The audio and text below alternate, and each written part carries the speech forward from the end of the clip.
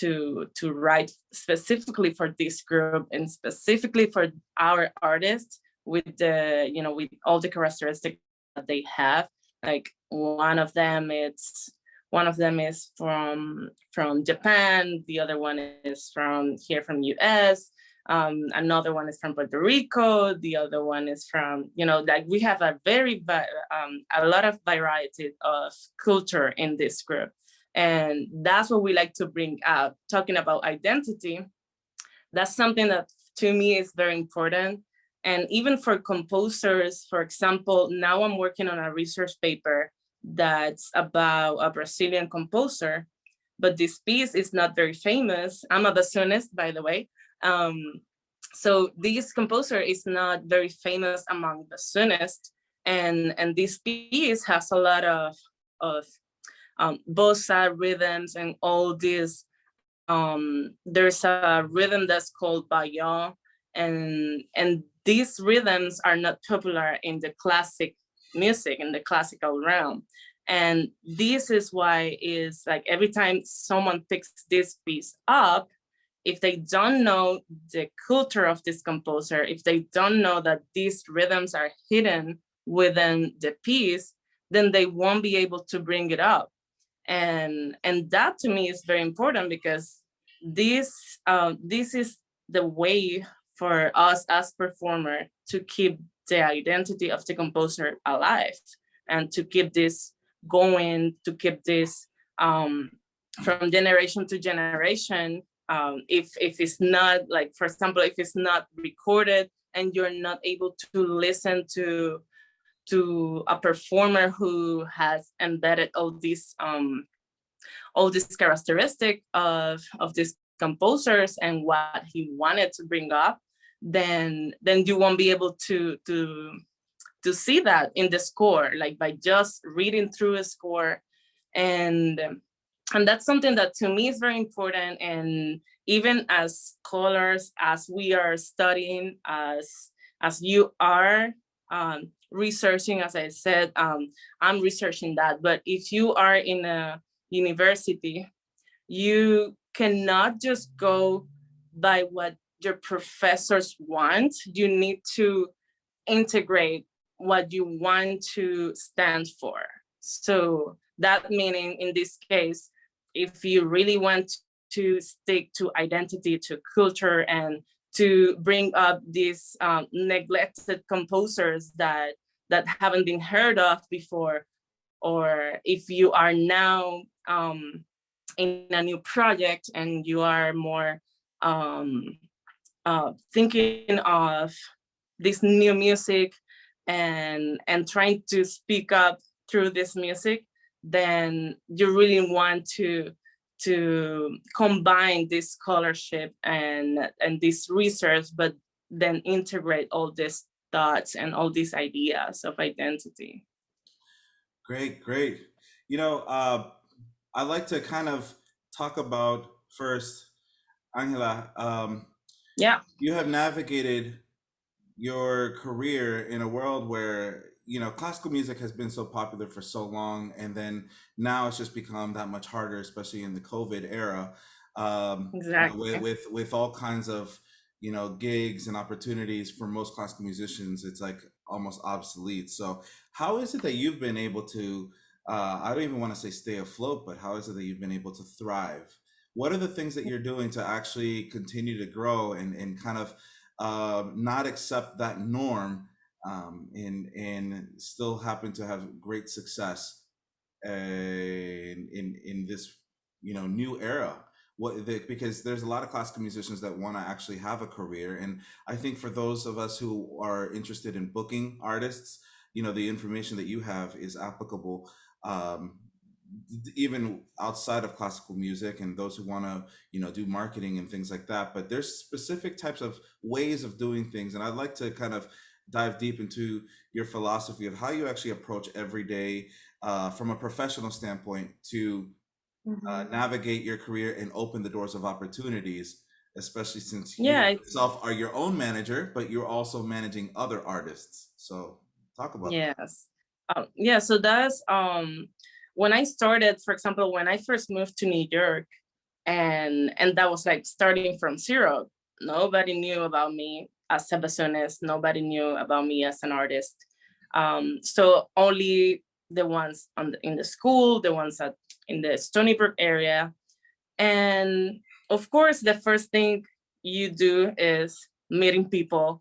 Um, the first gig that I was offered, I was like, okay, yes. I didn't even know if I wasn't even sure I was gonna make it in terms of, I didn't know I had something, an appointment or something, anything that day, but I knew that was gonna open doors for me. So to me, that was like very important. So commitment and just saying, okay, yeah, so I want to make this happen. I want uh, to go play in this orchestra or this group. And it was from all types of groups, chamber music, like quintet, quartets, trios, or even small orchestra, symphony orchestra.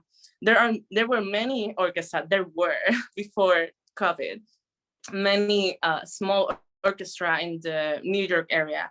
And and of course, like from the beginning, from the first gig I had, I started just talking to everybody, and not just saying hi, but hi, how are you? Who are you? Where are you coming from? And then, opening up these conversations just to get to know who the people are, who the people that are moving these concerts around, who are these people who are opening these opportunities for musicians.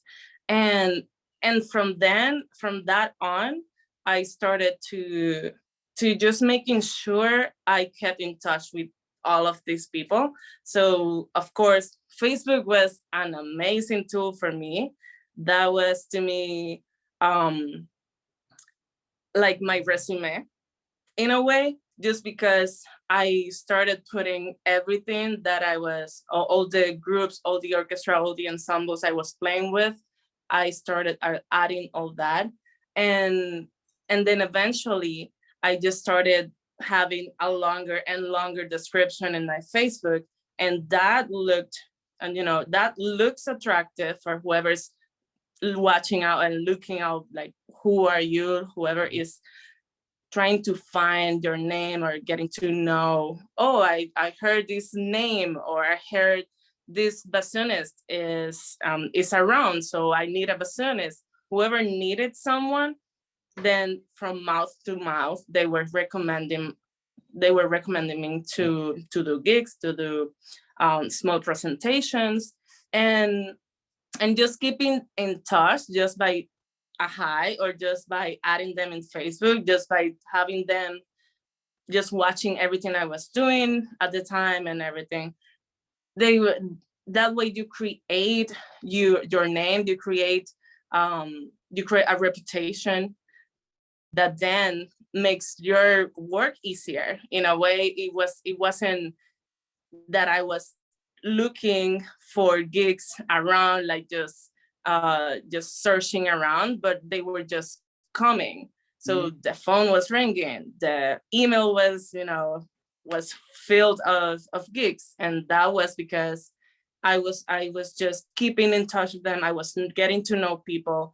For example, there were series of concerts, and most of them were like, okay, this concert, it's a big concert that we only do once a year. So I always made sure, if I was part of that concert, I kept in touch with them for the following year, to be also to be part of that concert again whenever it happened again. Yeah. So this idea of always following up and just keeping in touch, communication, that's the most important thing that there is. I have heard of um, many people who have lost gigs just because they didn't look at their email. They saw the email like 3 days after they were sent, and just by that, you lose a gig. And it's not only one gig, you lose a recommendation as well. Mm-hmm. So that's something that's very, very important. That's very huge. You said a lot of key principles. Some stuff we've covered and some new stuff, but I'd like to just kind of um, Mhm. strengthen exactly what you said. Just reiterate. I mean, what Angela said is so important, and oftentimes, and I don't think there's any problem with this particular class in terms of like email and communication. But just know in the back of your mind that in the music industry, if you miss out on an email, that could potentially mean not just missing out on that one gig, but a series of gigs or even a particular channel, a particular network. I mean, because the music industry, okay, in case you didn't know, I'm excited to tell you this, is filled with emotional people. Emotion is like it's amplified unbelievably. People take it personal. I take things personal.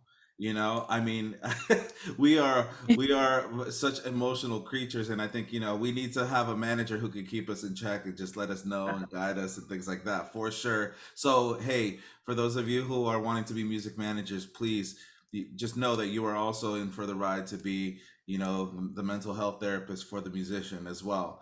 But at the same time, you know, in something that y'all should know about Angela is like she's not normal in the sense that when she posts a video, it gets 50 views or 100 views. Like as a classical musician, she gets hundreds of thousands of views. Okay, so that, and for those of us who understand the classical world, that's not as common, but so her videos have particularly gone viral. And I want to know maybe if you can touch briefly on, why do you think that is, and is there a science to it, in terms of the song selection or the timing or how you actually communicate and present it specifically, for those who as a classical musician, what are considerations? Why do you think you have had success as a classical artist in terms of your media content versus other classical artists that are trying to make it in this vacillating industry? um I would say there is a science to it, but it's not. So I pretty much try to engage with my audience. So, and that doesn't mean that I'm in the video, I'm talking to them, I'm not making jokes to them or anything. Because most of the time, we confuse or we think that engaging means talking to them and making jokes to them, but not specifically.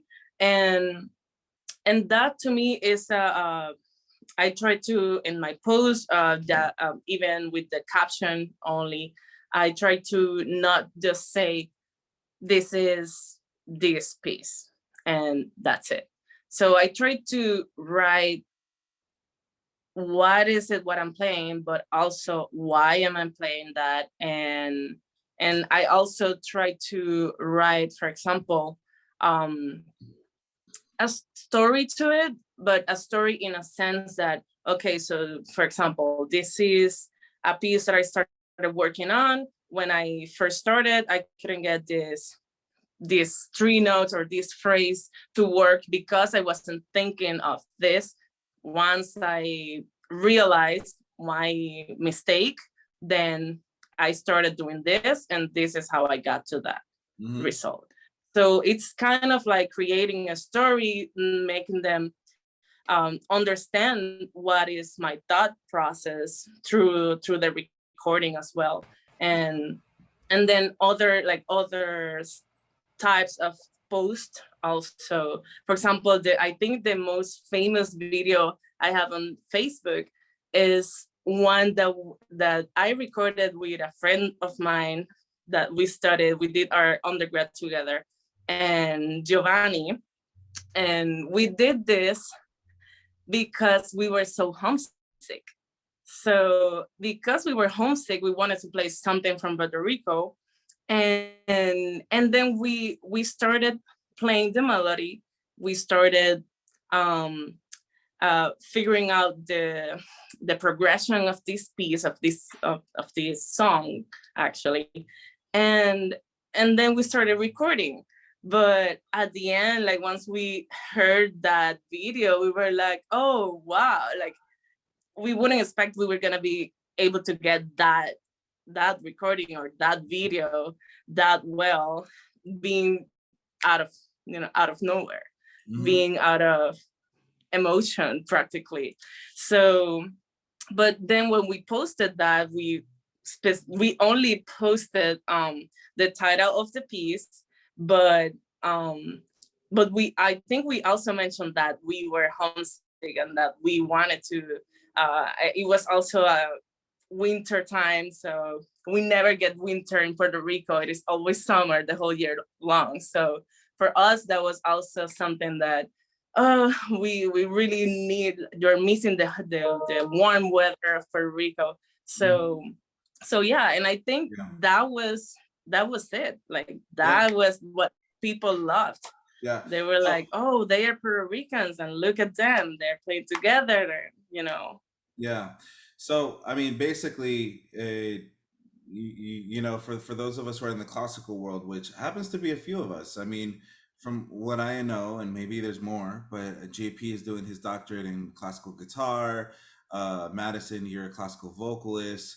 You know, I don't know if there's anybody else who's classically trained here. Is there? Yeah. Okay. Well, anyways, um, you know, that's something that I find evidence about, like your work and also the work of Paquito de Rivera, you know, world-renowned classical musician in the industry, as well as Yo-Yo Ma and Renee Fleming. Is that all these different artists, they know how to post, which it's all about storytelling and communication and the power of that, being able to translate that, because it's a lot harder for an audience to understand the intent if they're not accustomed to listening to instrumental music. So for those of you who are Mhm. managers and communicators, you know, who are going to back up, let's say you have a company, you know, some of you are talking about establishing a company in which you are your independent enterprise, and you know, you might take consultation or solicitations and even consult those artists. What if they're incredible artists but they're within the classical music vein? One of the very key things that you can actually do is train your students to understand the importance of communicating and relating to the audience, the storytelling. And if they're not sure how to even tell the story, you can communicate with them, find out about their intent, their identity, their impetus for why they decided to choose that repertoire or that album or that song, that video. And then maybe that's one of those services that you can provide yourself as an artist, as a manager, or you know, communicator, as a publicist, in which you can actually communicate. Because you know, it's really interesting how in this day and age, oftentimes is the case that we take for granted the fact that, you know, now in this music business 3.0, uh, so many artists just have to be their own publicist. You know, they have to be their own Mhm. communicators, and Yeah. they have to be their own videographers, their own recording engineers, and now it just becomes second nature for a lot of people. And you know, more power to you if you have those skills and are able to do that. But you know, regardless, it's the main key is whether you decide to do that or get somebody to do that. It is important that communication is always um, effective and serving its purpose in terms of how you actually connect with people. And so I would say with that particular video, you know, transparency is key. Vulnerability is key. You know, Jalith here is one of our artists, and she's doing she's a vocalist, and you know, she loves to do a lot of Latin music, Latin pop, and you know, you said the word vulnerability, and then that's really important. And you know, that transparency, right? Because to be vulnerable is to be transparent, and uh, to to do that in such a way where, you know what, the video wasn't even that flashy compared to like other videos that I've seen you do, Right. but still it connected with people. And I think it's because at the end of the day, it goes back to one of the 10 suggestions that I mentioned in the very first class in terms of how to navigate a career as a music entrepreneur in today's vacillating society, which is quality versus quantity. Which one is more important? And the answer is both plus authenticity. And so when you can actually think about, scaling constantly. And that's another thing is like, and I'm gonna when I see how you navigate your career, there's always something new that you're working on, and that's really exciting. You never leave your audience stranded, and these same principles are true no matter what genre. And so for the majority of the semester, we've been talking a lot about the genres that you like, whether it's music or music videos or media or whatever in the music industry that we're trying to pursue, but regardless of the genre, it's important for us to be able to communicate and to scale constantly, not lose sight of our fans, and know how to communicate to them. So I thank you for that. I'm gonna is there can you talk to me about um, maybe your experience, because I mean, again, and perhaps a lot of people might take this for granted, but it's not easy to literally move from one part of the world to another part of the world with no manager, no agenda. I mean, it really speaks about your courage, you know, and as a woman, and also as you know, Afro diaspora person who's Mhm. literally pursuing a career in which there's not that as much cultural representation as well. And so I wonder your thoughts about what it's been like uh, for you, or maybe talk about how and why you have had such perhaps success, however we define that, but impact, success, and fruit from the investment that you have continuously poured into your career, um, through the lens of an Afro Puerto Rican woman.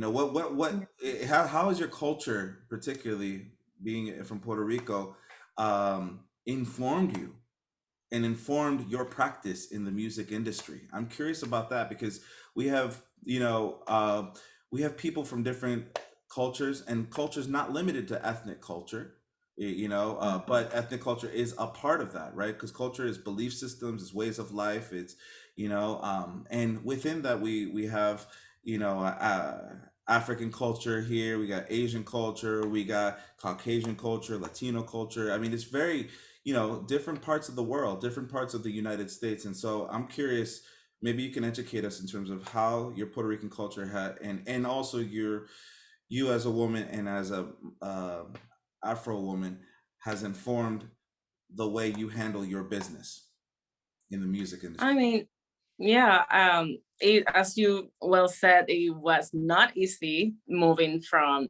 home, from Puerto Rico to New York. But I saw the opportunity, and everything happened um out of a sudden, I will say, because I was applying to schools, but I Stony Brook was not on my list. But then there was a masterclass at the Conservatory of Puerto Rico by Frank Morelli, who is the bassoon teacher at Stony Brook, and that's how I got interested. So when I met him in person, and he told me, "Hey, I teach at Stony Brook, and I really like your playing. So if you're interested and you want to do the masters at Stony Brook, you can apply."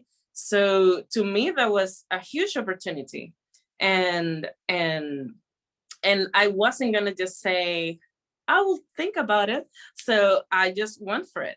I just applied, and I was like, okay, this seems like a very good open door that I'm seeing. So I'm gonna take the opportunity. I'm gonna apply. I'm gonna see, and everything just opened up. So when that finalized the whole process of application, then I just went for it. And I was like, a lot of people were telling me that's gonna be hard.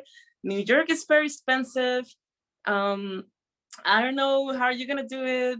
You're gonna be alone. Your family's all here, so there is gonna be a lot of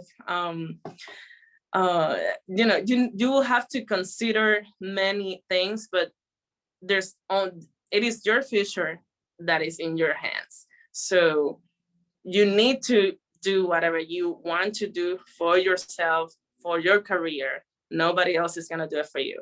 So that's something that you really have to have clear in your mind, and really have that mindset of, okay, I'm gonna make this, or I'm gonna do this. I know it seems hard, but if I want to do it, I'm gonna find a way to do it. So that was something that to me was very very how do you say that? Um, I just had to prepare my mind, to prepare myself and say, okay, I'm gonna go to New York. I'm gonna do that. And you know, the teacher knew that I was gonna go by myself, so he knew the challenge of me of offering that scholarship to me, and that it was gonna be hard because I was gonna move away from my family. But at the same time, he knew that that was gonna be a huge opportunity for my career and to expand my horizons. So when I did that, when I moved to New York, and I started taking the classes, the lessons with the student teacher, and you know, it's a different language too, so it was another another challenge. So that was something that was also to me at the beginning when I moved. If you didn't know, Puerto Ricans have English as second language, so we study English our whole life at school. But when I moved to New York, I thought I knew something in English. I thought I knew something, but I didn't. I was like, I don't understand this accent. I don't understand what are they saying.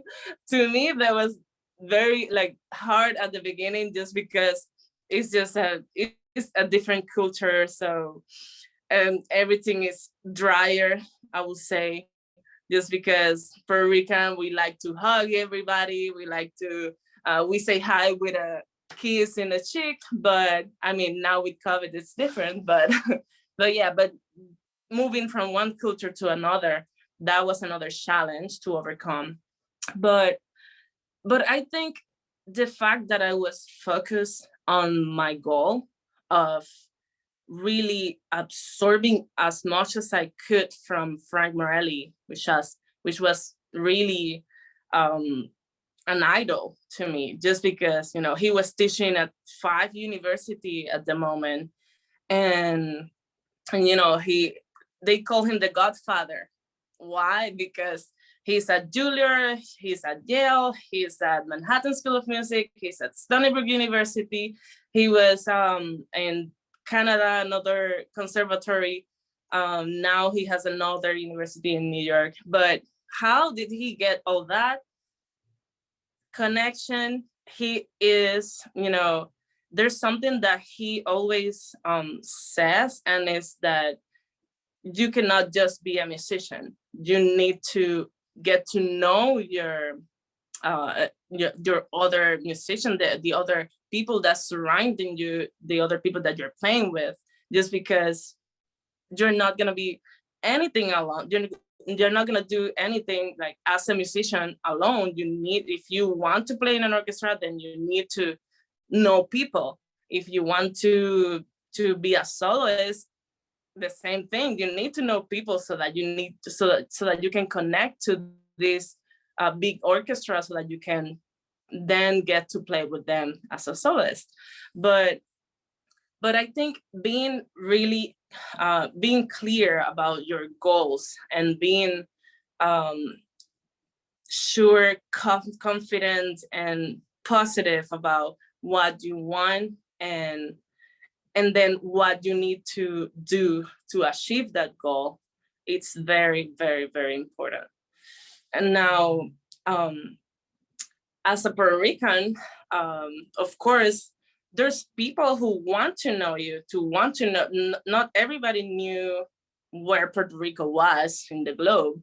So there was people who were coming to me and just asking, hey, so I heard you are from Puerto Rico. Where is that? Or how are things there? Or, you know, there was people curious about my culture and where I was coming from, people that were looking for variety, for diversity in orchestras or chamber groups. So that was something that was also working in my favor.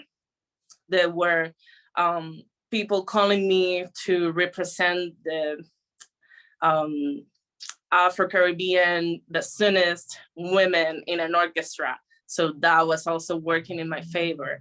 And you know, just to getting people to know yourself and to know where you come from, to know who you are, because you're not gonna sell anything that you are not. You're not gonna sell something that you don't produce, or like as Dr. Ruiz was saying, you need transparency. You're not gonna say something that you haven't lived. You're not gonna share experiences that you haven't gone through. So that's very important for you to be transparent, for you to share your culture. There's people who want to know where are you coming from. So you just need to opened up and just share your experiences.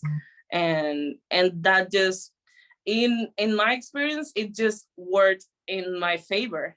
Just being who I was at the moment, and coming from somewhere else, from Puerto Rico, and just being, you know, um, I would say I was just being committed to my career. So whatever it took, whatever it takes, I was just gonna do it at the moment. So I think focus and clarity on your goals, it's very, very important.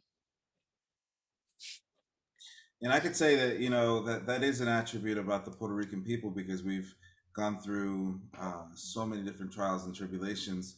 Even with the hurricane or the political turmoil, Ricky Renuncia, and I mean, just it always seems like one Yeah. common theme about people from other countries that come here to the United States is like there was a resilience, um, and so and it's reflected in terms of like your willpower, your drive to not give up, even if it looks, virtually impossible today to be an artist, an independent artist. And so, um, I want to know maybe if there's any suggestions for how you go about managing other artists, because you're also doing that now. Um, can you talk a little bit about that? And Yeah. what's your philosophy in terms of managing artists? And So pretty, what kind of artists do you go for? Do you look for? Because it's not like we're gonna do yeah. everybody. Right, right. So pretty much with the same goal in mind of keeping culture and identity as focus, and um, as the spotlight, I would say. This Pira ensemble, for example, um, is based on different cultures. Like, for example, in one year, we're focusing, so I work with the music director, so we work in hand to look for composers, and we keep the same musicians, but whenever someone has to go, then we keep in mind that we need to keep the same atmosphere of artistry through an individual, but also as an ensemble, and making sure that we find the right fit for this group. So, and that's always the hardest, just because you don't want to pick anybody who applies for it. You want to get to know this person, and you want to really look forward to, or imagine them working together, them working with the group, and see, okay, is it really gonna be a good fit? Are they gonna have a good communication. And I think that's something very important among the group. They have good communication. So whenever we get together, for example, last year we couldn't do our festival that we always do once a year, but then we prepare for it. So we said we cannot meet in person, so let's do an online festival. So we prepared for it. We gather, we did a Zoom meeting, and we just throw out ideas on how were we gonna be able to engage with the audience the same way that we were doing in person in the festivals. So, and I think it was very successful in January, so much that they wanted us to create a podcast.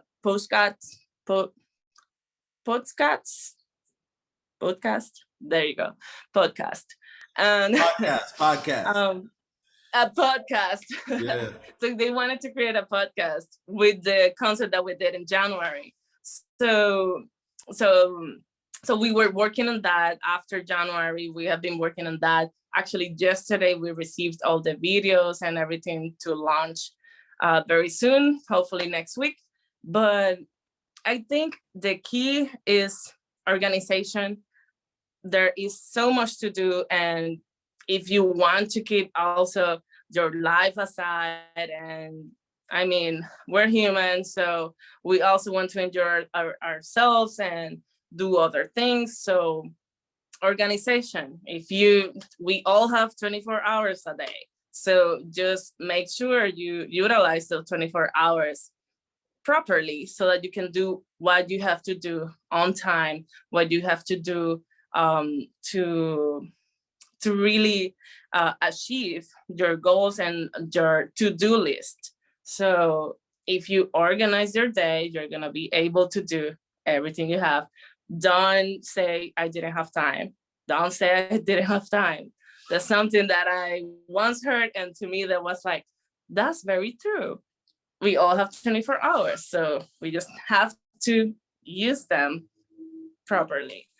And I will say, looking for musicians, pretty much we first sit on the music director and we have a meeting, and first we discuss our goals. For example, our next project would be finding composers from Mexico. So our team is gonna be based on Mexican musicians, but having this ensemble, right? That's very varied. And so once we have this idea, once we have this, I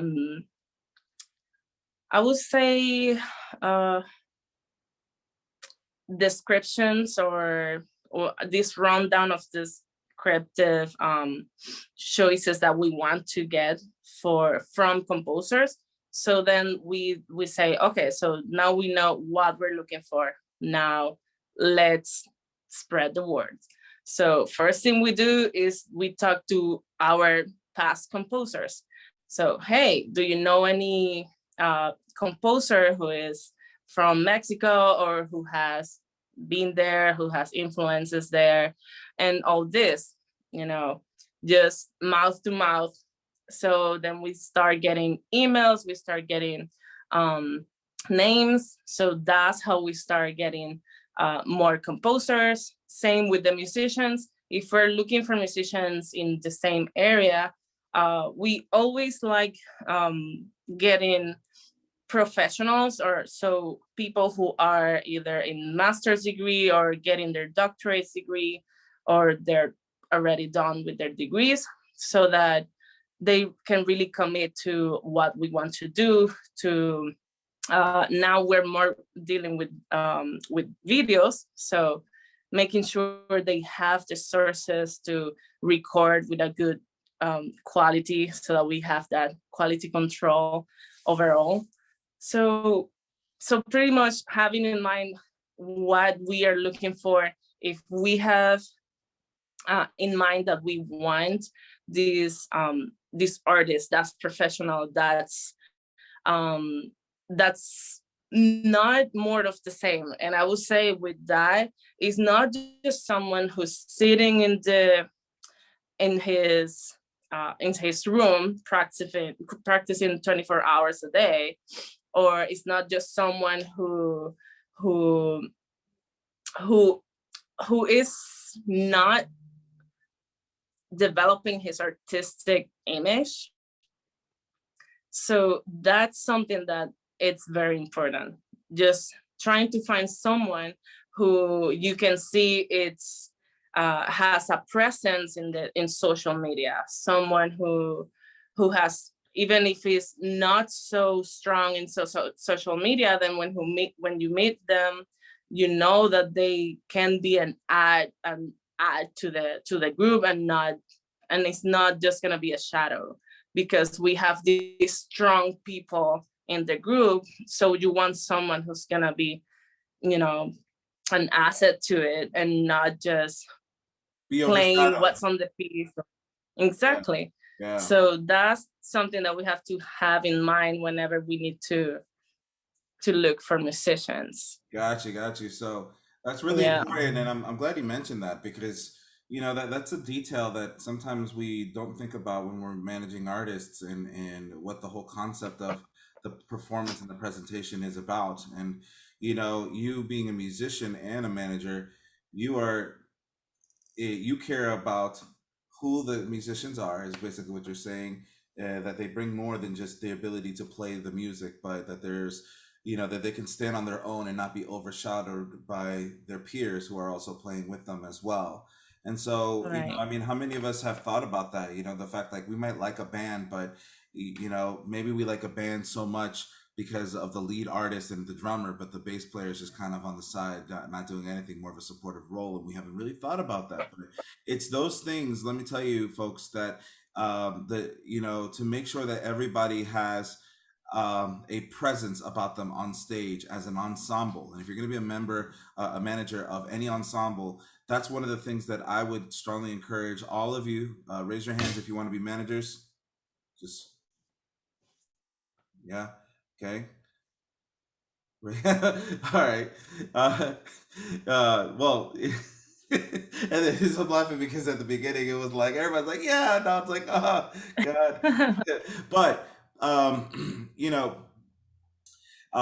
it's important for us to really uh, be thinking and communicating with the ensemble members, uh, developing that trust so that you can actually be transparent and say, listen, this performance was perfect, but it just didn't come across like the same body language or the level of intensity compared to everybody. And you think about all these artists that we love despite the genre. So like, the ones that have, bands that have made, uh, killer success. I mean, Green Day, right? We've talked about Green Day, right?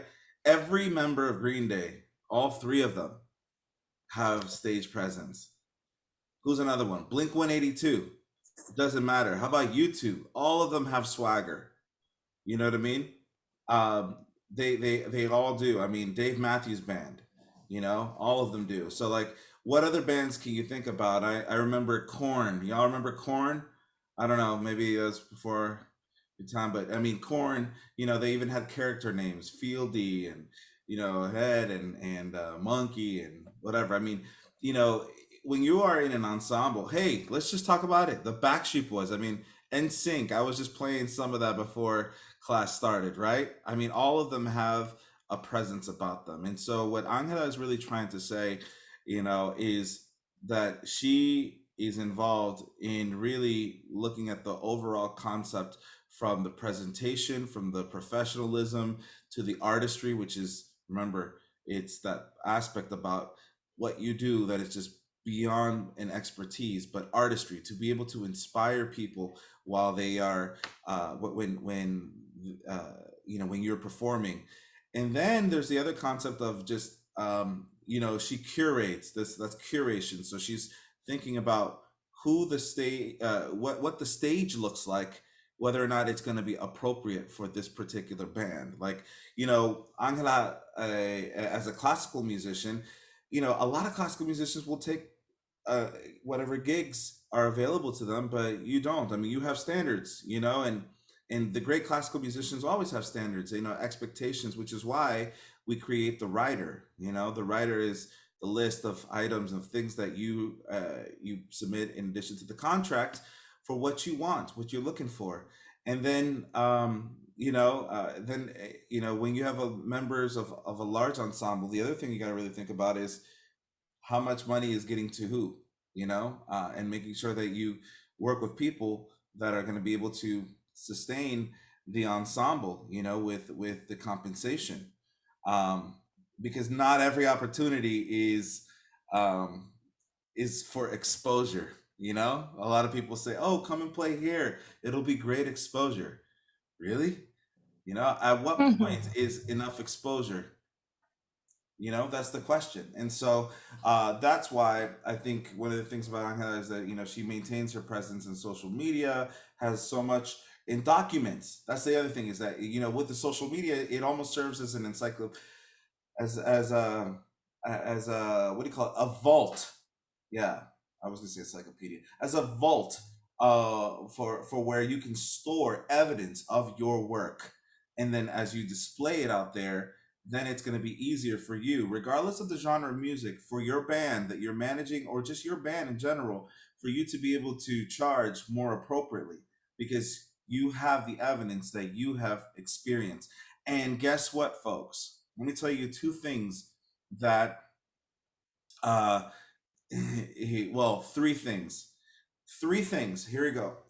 Three things that I got out of Angela's presentation.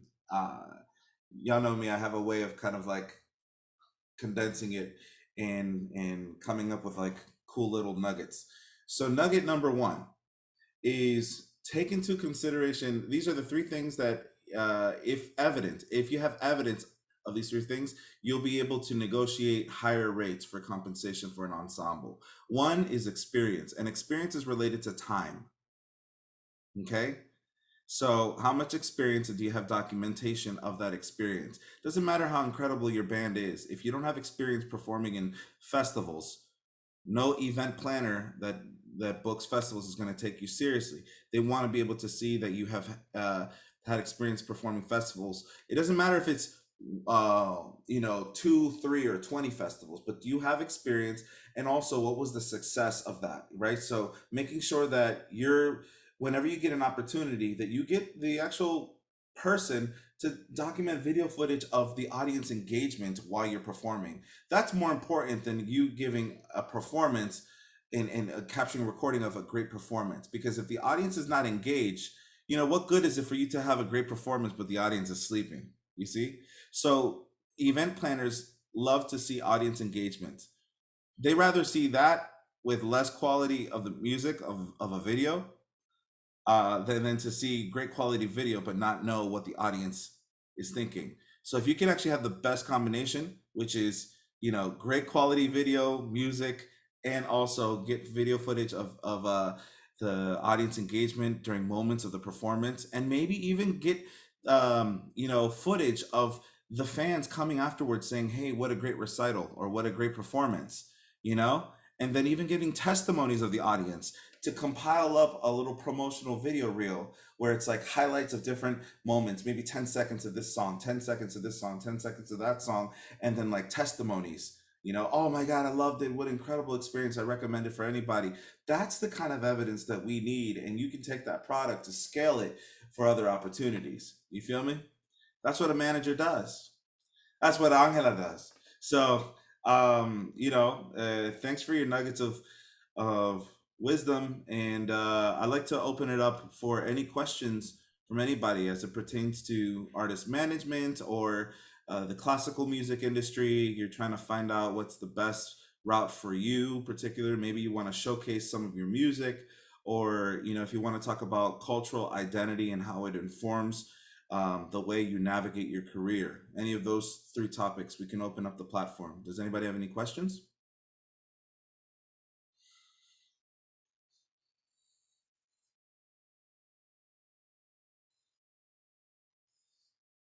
Professor Life. Hashtag Professor Life.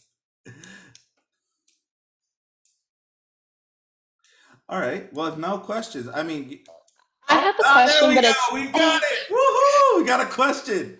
All right. it's not necessarily kind of on any of those topics though, kind of, but it's a lot more about just like your personal life. Obviously, I well, you've started in Puerto Rico and moved here, so I was more curious as you talked a little bit about the adapting and the tips of all that, but just like kind of even how you were able to like kind of like the progression of how you're able to become more confident in the abilities as you were kind of just starting off and just that's a part because I want to really be more international in my career, and so it's just helping with like kind of like that confidence of just you know being yourself and being your musician and really just applying that to everywhere.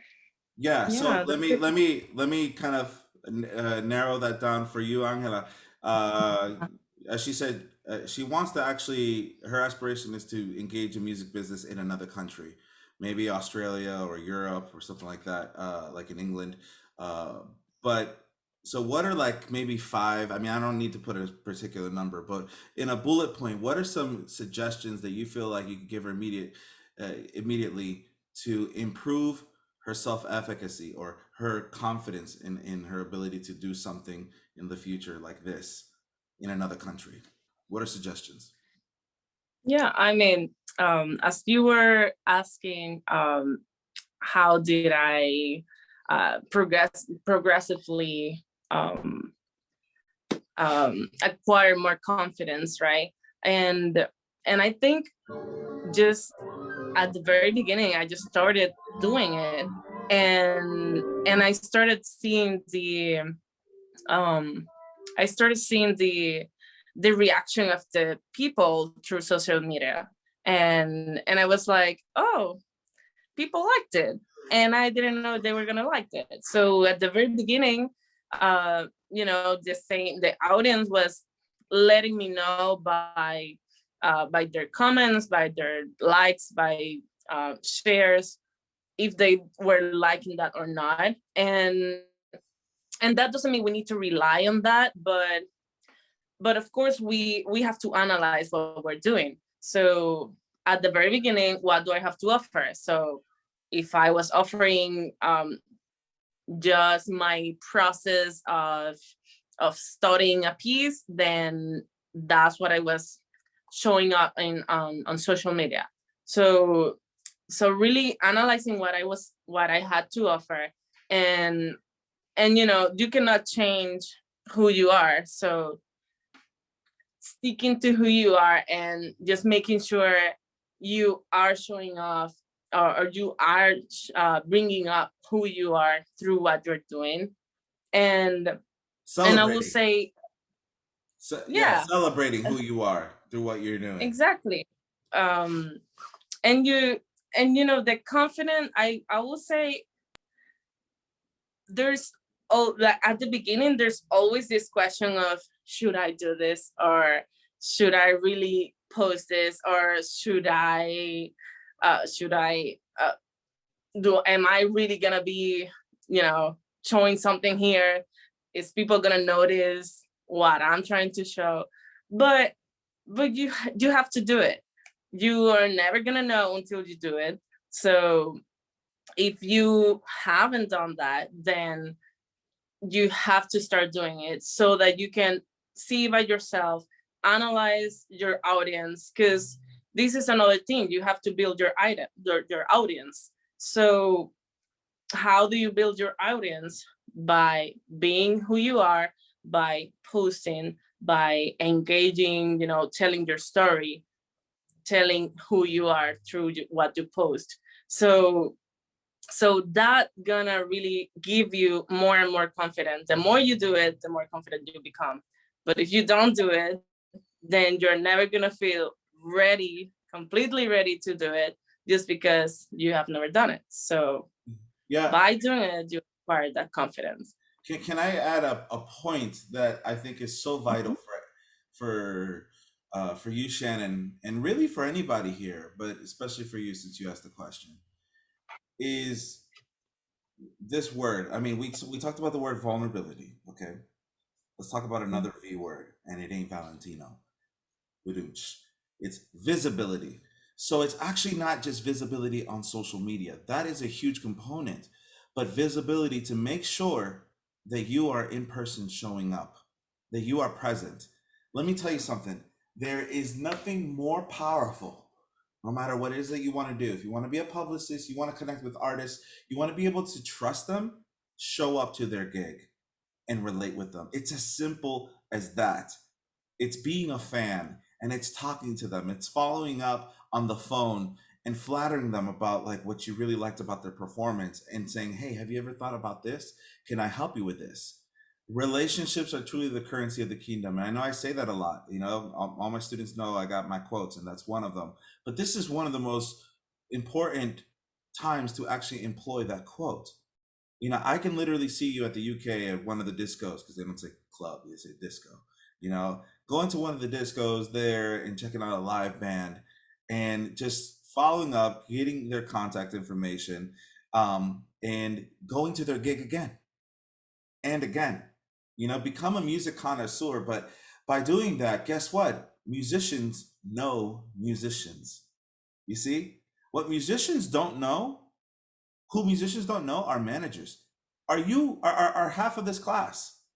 Is the publicist, the communications, you know, the manager, like that's who musicians oftentimes don't know who to go to. So what ends up happening is that they just kind of go with their instinct, and then you're either like Angela or like some of the other musicians in this class that, hey, you've had a lot of success with the social media or relative success, but then most musicians have no success, you know, because they're not sure how to communicate, because they're especially in the classical world, they're a lot of times are product of, or I would say victims. That's a strong word, but I'll just go ahead and say it. They're victims of their training, which oftentimes is, you know, for 4 years, focused largely on looking at a stand in a practice room. And then finally they get Yes. their moment to play in an ensemble, you know, and then if they're really lucky enough, work a couple of years, they can finally land a concerto, which is basically a solo feature with an orchestra. You know, it's like, and then like it's not as common for this world for the training to include how we communicate to the audience with our words. You know, at best the training is program notes, you know. And so luckily we have incredible um you know, faculty here at the University of Florida that go beyond that, that are training people to be artists as opposed to technicians. And you know, we have representative examples through Angela and Dr. Perez here. And uh, you know, and it's just important to make sure that we show up. And so I think that is one of the biggest takeaways, because at the end of the day, you know, and we go in depth in social media in the entrepreneurship class, and you know, we talk about the analytics, predictive modeling, and how to really do that on an analytical level. And then, you know, but ultimately it's to lead to your website. Ultimately, the website is to be able to solidify the deal, to experience you in person, unless your service is, you know, some type of remote virtual service. You see what I'm saying? And so I really believe you have all the skills, because I mean, you're so engaging, Shannon. You're so engaging, personable. You got all the skills. All you got to do is just be you and show up. You know, the gigs are going to come. I will predict this for you. You are, it's going to happen. Like, just put yourself out there, and eventually you're just going to have to choose what you want to do. You know what I mean? um and but make sure that you are investing in quality people. That's a very important thing. It's not about the quantity, it's about the quality, right? Because what if that you develop trust with that band, and what if it's a, let's say, not a beginner band, but you know, maybe kind of a mid-tier ensemble that you're able to get them a lot of gigs. Well, what if they paid you $1,600? I mean, I did this with Elsa, and I think I mentioned this before. You know, what if they paid you $1,600 for a month, for 12 months?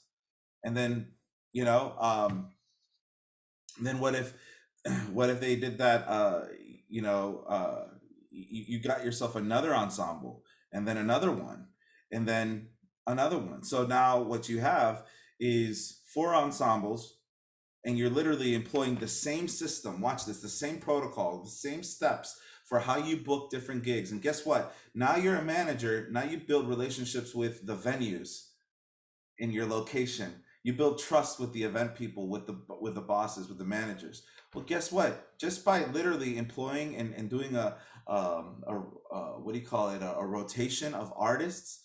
I mean, with 4 artists alone, and if you manage them and managing booking gigs, taking care of their social media, the way they communicate, ensuring that that the overall product, the presentation of the concert is going well. I mean, $1,600 times 4, times 12 is around 77,000, 78,000, $76,800 to be exact. And then the question really becomes, can you live off of that? You know, how much is your apartment a month, right? And so it is feasible. And we're not talking about, obviously you can eventually grow it into a big enterprise, maybe eventually hire some other people. But, it's like, what salary are we really looking for to begin with, or to try to build, right? In order to sustain our comfort, our living, our quality of life. You get what I'm saying? So it's very, very possible. I gave you a very practical scenario because the $1,600 a month is just $400 a week. So getting paid $400 a week to do the work of being a publicist, a manager, and a booking agent for a band, it's not a lot of money, but if you had it consistently and if you employ the same tactics and organize your time each day, you can literally knock it out and make a living doing that. So it's actually more exciting for me, I think, than it is scary. So hopefully that gives you a word of encouragement, Shannon. Thank you for your It question. does. Thank you both. Yeah. All right, cool. Is there another question from anybody? I feel like Madison, you should, I feel like you just want to say something. I do have a question, actually. So everything you've said has been so incredible. I've been taking a lot of notes, so thank you. And I was just wondering, as a classical musician, how you've been able to reach other audiences that don't have as much experience in this genre and kind of make it familiar to them through your gigs or through your social media, and kind of how to bridge that gap between the audiences. Yeah, so pretty much, like for example, there is a lot of people from Holyoke, Massachusetts, who love this group that I'm managing, and they are not classically trained, but they love what we do because we approach the audience, we talk to the audience, like we do presentation of what is the instrument that we're playing. So it's not just showing up and playing the music top to bottom, that's it, and everybody leaves. We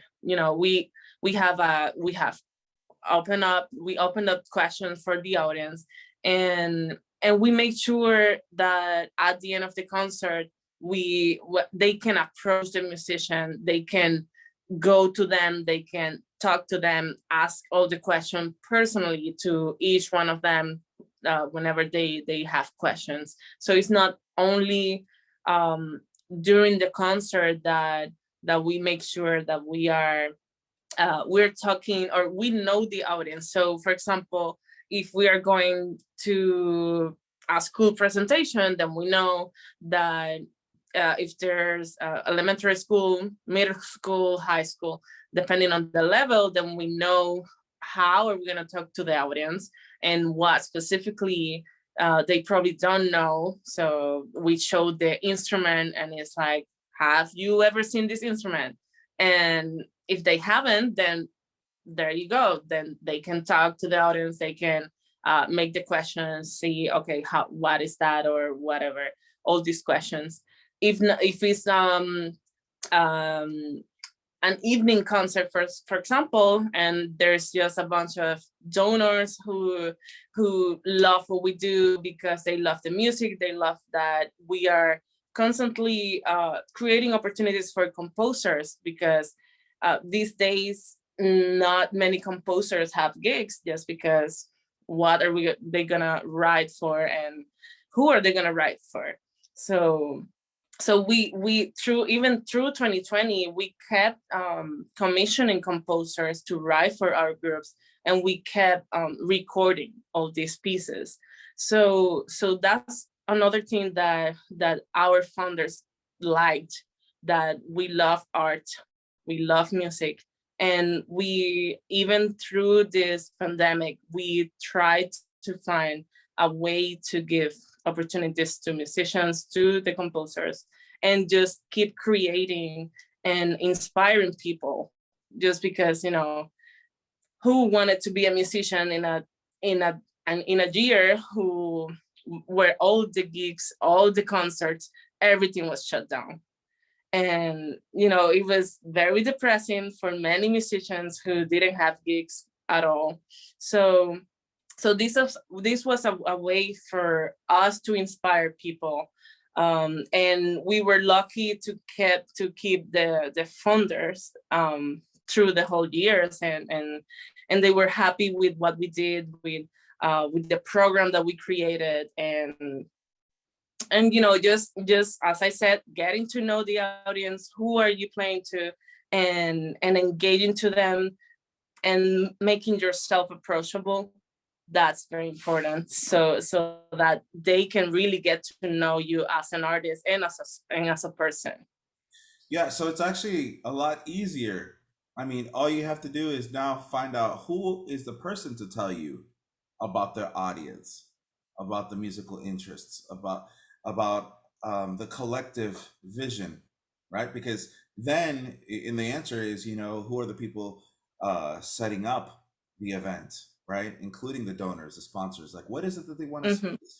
People are going to put money towards what they want to experience. You see, and let me just say this real quick. I want everybody's attention here. You know, when it comes to donors, the reason why they donate is because they want to create experiences.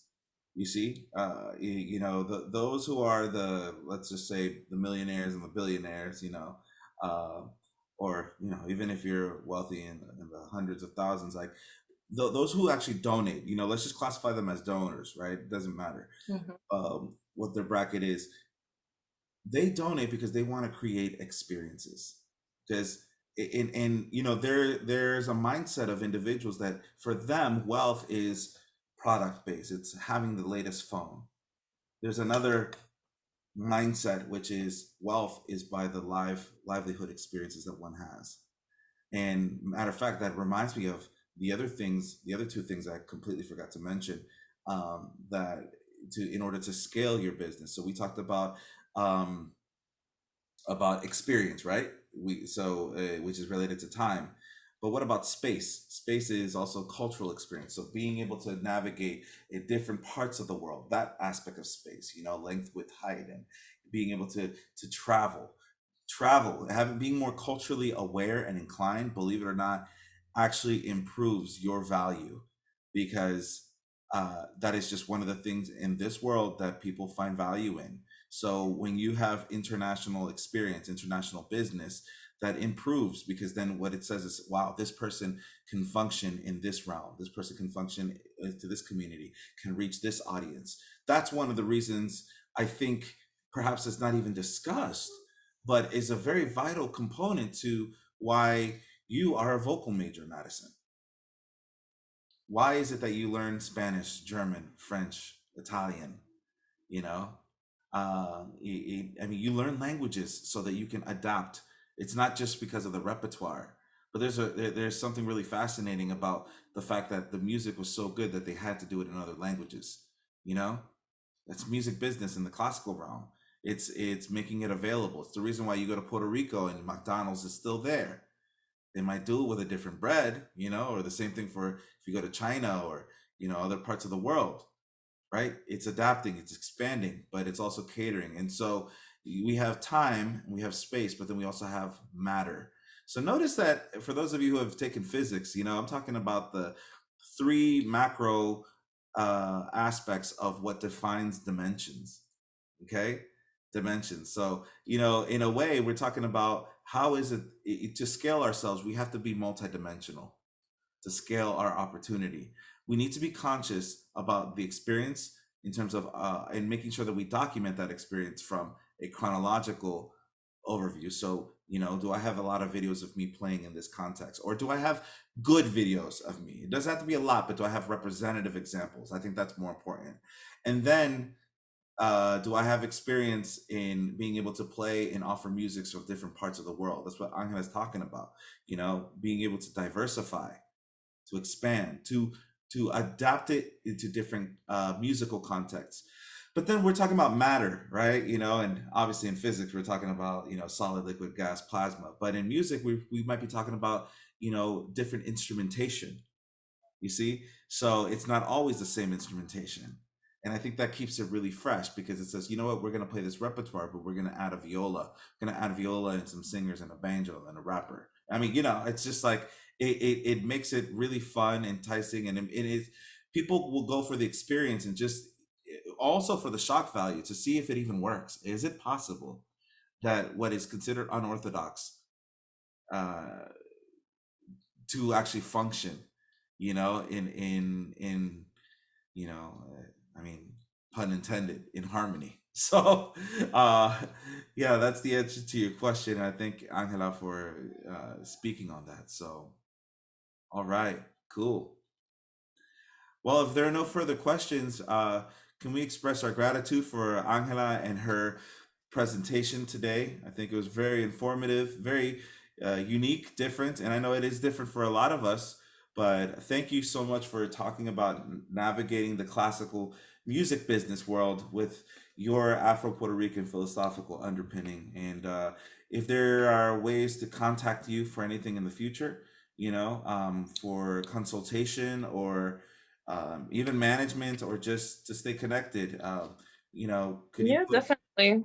yeah. I'm gonna put here in the chat, and I'm actually gonna stay for Dr. Perez's presentation. So if you have any other question you think of later on, you can chat. Okay. All right. Awesome. So right now it is 5:33. What we're going to do is take a 10-minute break, and then we'll get started with Dr. Perez and his awesome presentation, which is going to be about reimagining the classical crossover artist, colon. It's, you're not a doctor if you don't have a colon with your presentation. Overcoming career challenges, making savvy choices, and scaling a multi-hyphenate career in a media-saturated digital macrocosm. All right, we'll be back at, let's make it 5:35.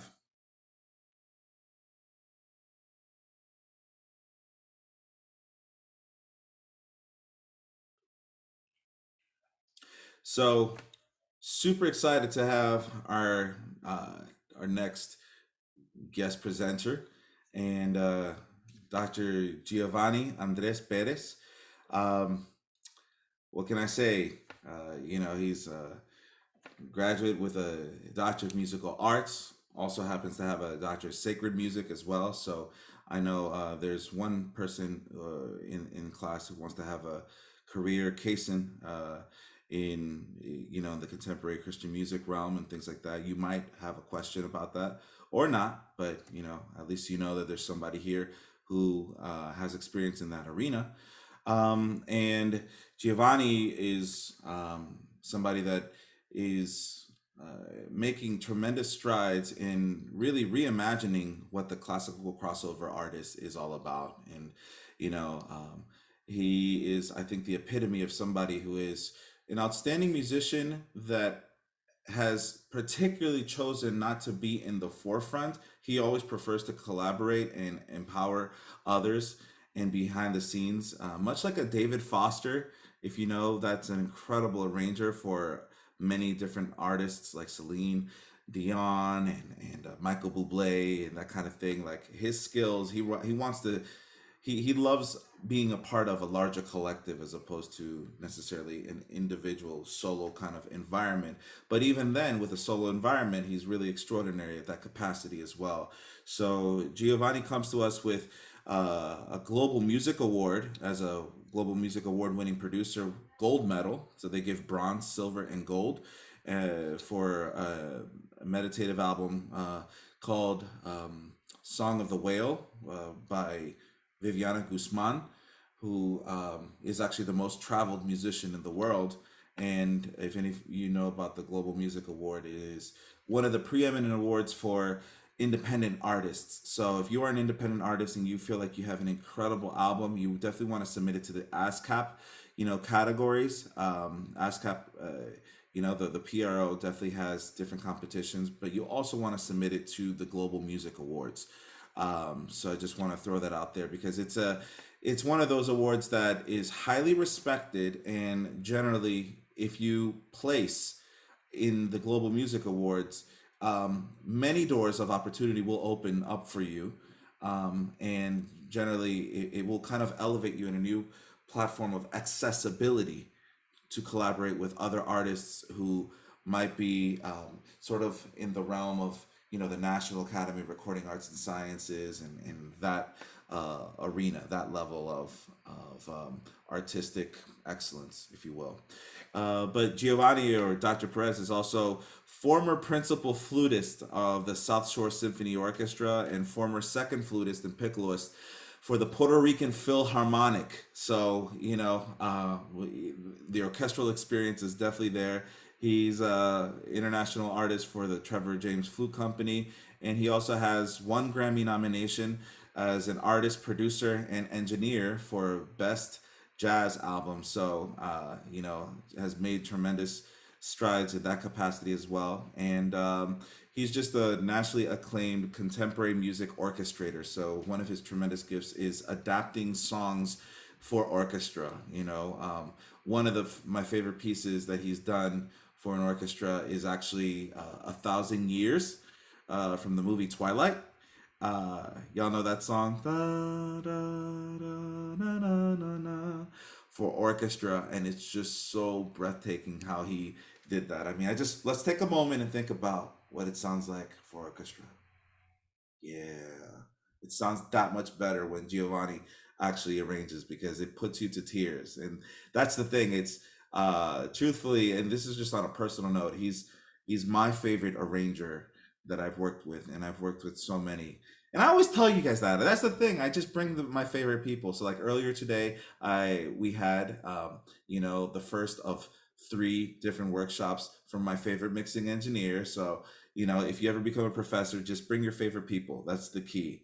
But they're my favorite because they really, I feel like, are the best at what they do, for their particular niche of people. And that's what's most important. Obviously, I'm inspired by so many, but that is Giovanni. So give it up for Dr. Perez, and welcome. Hello, everyone. That was a really long introduction, but thank you. Hey, I had to do that. Had to do that, So officially, it was a 6-minute introduction. So you're going to be talking about reimagining the classical crossover artist, and specifically overcoming career challenges, making savvy choices. So we're going to be talking about how you ended up navigating what was perceived to be the impossible, and then scaling a multi-hyphenate career, meaning you carry many hats. You are somebody that is just so passionate about doing so many different things. And our students are people who are oftentimes saying, Dr. Rees, I don't know what I want to do. I thought I wanted to do this, but I also am interested in this. I mean, I in many ways, I've had some conversations that sound like identical, and that's cool because I was in that same boat. And the thing is, you have managed to learn how to balance different careers. I mean, in the music industry, so many people know you exclusively as the arranger, and then they come to find out that you're a performer. And then those that know you as a performer have no idea that you're actually an audio engineer. And then those who know you for your audio engineering don't know that you are a worship director at your local church on Sundays. So, I mean, you were navigating a very fruitful, consistent career as an arranger orchestrator. Let's put that one area, musical director for a church, and then also virtual performer, And then you're also doing clinics on entrepreneurship and contemporary music in so many different conferences and things like that. And you're also going to be guest performing. We haven't told you, but we're hoping that you will accept for the International Jazz and Entrepreneurship Camp coming up in a bit, in about a month and a half. And it's just you find a way to balance it all. And then there's you got all these people that are just constantly calling you and wanting your insight because you have a firm grasp of how to navigate this career as a contemporary musician. And in many ways, universities across the country and the professionals in the classical realm and even in the commercial realm and in the jazz realm, they're understanding, when it comes to independent enterprise leadership in the contemporary music world, they can call Giovanni, and they can just refer to Giovanni uh, for how to actually balance a career doing that. And you've navigated these different skills. So I'd like to kind of open it up with a question. And that question is, what is contemporary music, and what is needed in order for the contemporary musician to thrive in today's vacillating music industry 3.0? Take it away, Maestro. Beautiful. Before I begin, I would like to know who I'm talking to. And I would like to hear your voices. Just tell me your name. And I have a phone, so I can only see like 4 people at a time, and I can't even see their names. So tell me your name, what's your main instrument? And I would like to hear it. I can go first. My name is Kason. I'm a sophomore here at UF studying business management, and my favorite instrument is piano. Beautiful. I see you have a guitar there. Nice too. Nice to meet you, Kason. I can go second. I'm Kaylee. I'm a sophomore. I don't play any instruments. I'm more interested in like the business side of things, so like management and live events and things like that. But thank you for taking time to talk with us today. Yes. Katie. Okay. Kason, Katie. Hi, my name is Elsa. I also don't play an instrument, but I'm a fourth year at UF studying public relations and a minor in event management. It's good to meet you. And nice to meet you. Hi, I'm Shannon. I'm a third year public relations major. I also am more in the business side of everything, but I do play a little guitar. Beautiful. Nice. Hi, my name is Summerlin, and I am also kind of more on the business side, but I grew up singing, so I love using my voice as an instrument. And thank you so much for being here. Thank you. Nice to meet you. Hi, my name is Madison. It's so nice to meet you. I'm a fourth year classical vocalist. Beautiful.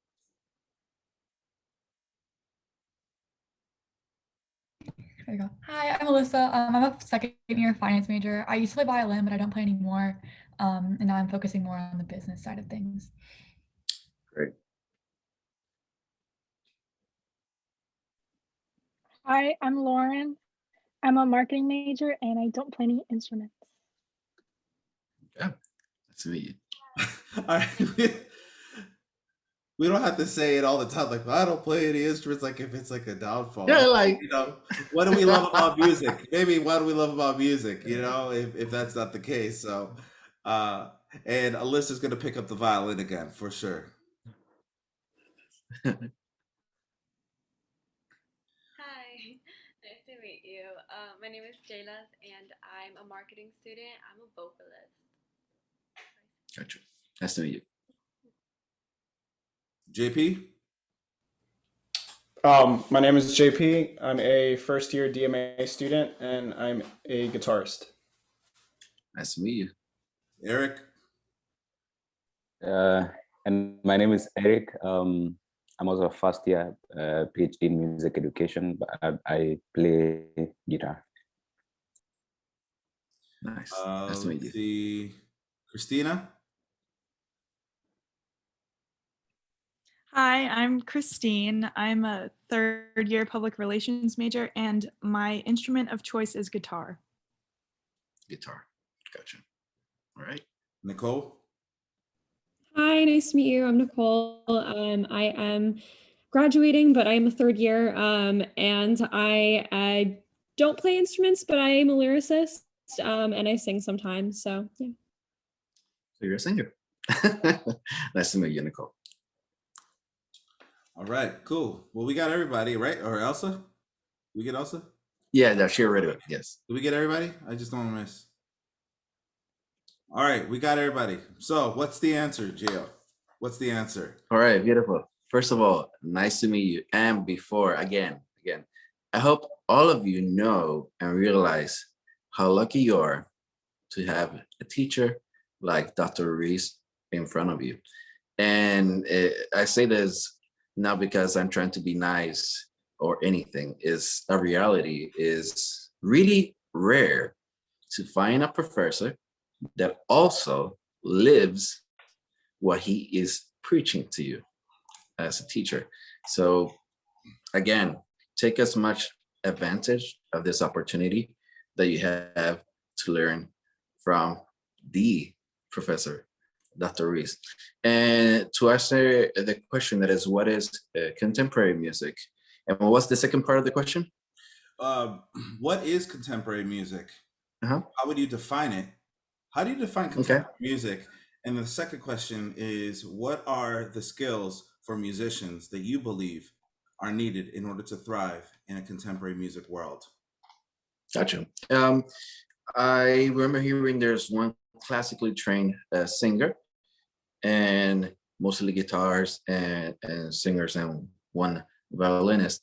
And if you ask what is contemporary music, you will hear two different versions of it. And for classical musicians, contemporary music will be mostly music created or composed for composers that are now living or in the 20th century. That's contemporary music. But also, if you ask someone that is not in the classical realm, it'll be contemporary, will be what is sounding now. It'll be Billie Eilish, I don't know, Bruno Mars, that's contemporary music. And again, and you see, there's always like this two different worlds in academia. Either you study commercial music, you're often labeled as jazz music, and or classical music. And in order to be successful in contemporary music, I think, this is my opinion, this is what I have lived, is that you need to know both. There's no one better than the other. It's like knowing your history. It's like knowing both worlds to the best of your abilities, joining them, and just being, like Dr. Reese was saying, like Angela was saying earlier, being authentic is really important to gather as much information as you can as a performer, as a manager, as anything of your realm of work, and make it succeed.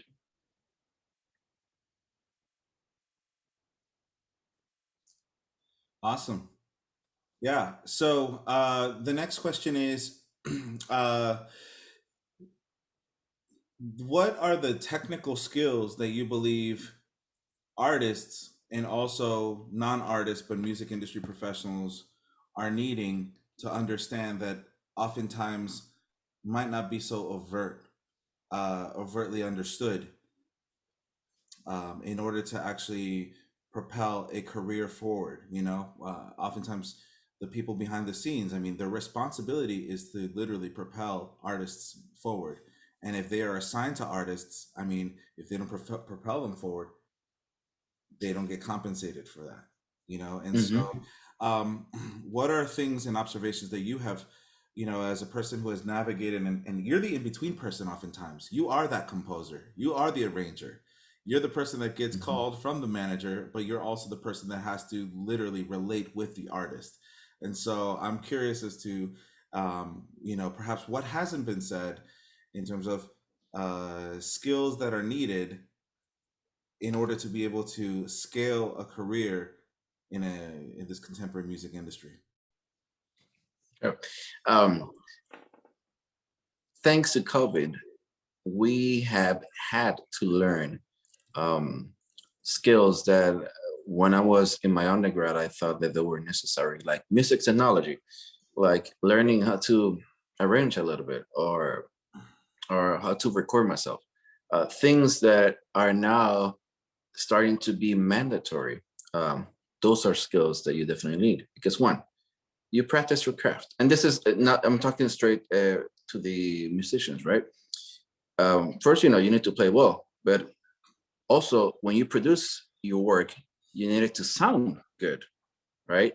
And if you're trying to record with other people, you need to make sure that your product sounds good, but also to have music so they can also say, okay, that is clear. So you have to be a good musician, right? You have to make sure that your product sounds good.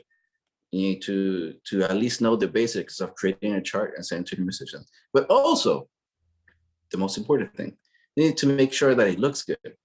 And this is something that a lot of us musicians don't pay a lot of attention, and is of incredible importance to have that. And on this ensemble that I'm in, that also Angela manages, I'm the flute player, right? But I'm also always consistently saying, okay, so let's think how people are going to see this. How is it going to be more effective? The cameras, we're making sure we have the best audio, and just trying to focus in the whole product. And when I started, when I was in undergrad, my main goal was just to study music, because I just want to play as a soloist. But what happened? Being a flute player, there's no just flute, so I had to study classical. So then my goal had to be playing on a symphony orchestra, right? And then after I finished that, I said, there's so many things that are absent in actual academia now. So, let's see what else can I learn. And so I did my master's, and then I said, you know what? If I really want to make a change, if I really want to contribute something to contemporary music, to music in general, I need to be in a position where I can be an influence. And if that position is a professor, then I need to get my doctorate. So I went on to do that. And I never imagined that was going to be my goal. At the beginning, I thought I was just going to be a performer. And now at this moment, you might think I might just be a performer, or I might be a manager, or I might be anything, because you can be anything you want, right? But very, very few times people start working in the things they actually want.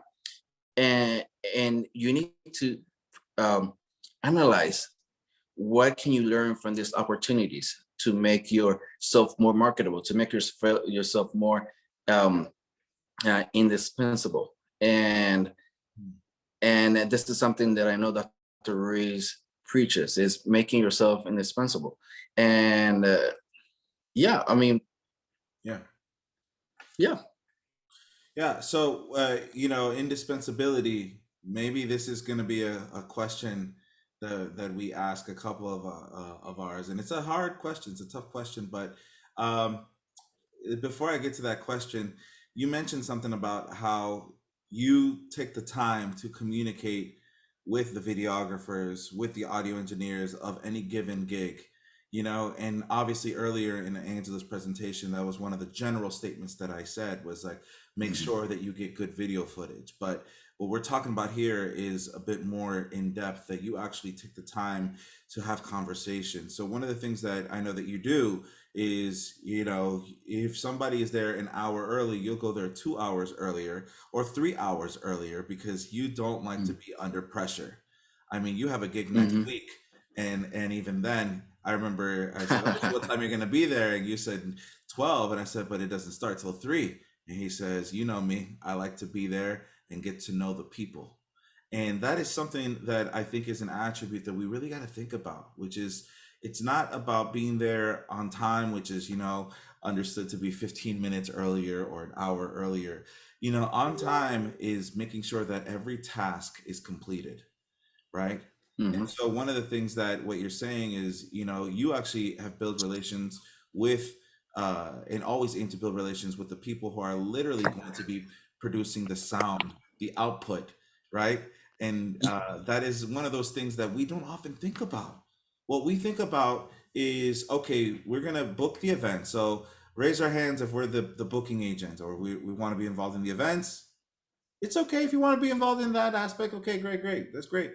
So as far as it goes for most event planners is, all right, I got the person who's the sound person. But then the struggle with the musician is that we're always thinking about the fear of getting about a bad sound person who might not know or relate with somebody. And so one of the things that we can do is to make sure that we are, when we book an ensemble or band, whatever, that we make sure that if we hire that sound person, that sound person has a willingness to want to really relate and understand that band. And because a lot of people, you know, nobody has time. It's what Angela said. You know, we have 24 hours. So we have to make time. We have to choose. We have to basically carve it out because it's like, in actuality, it just seems like it's just days of overwhelmingness, you know? And so we have to make time.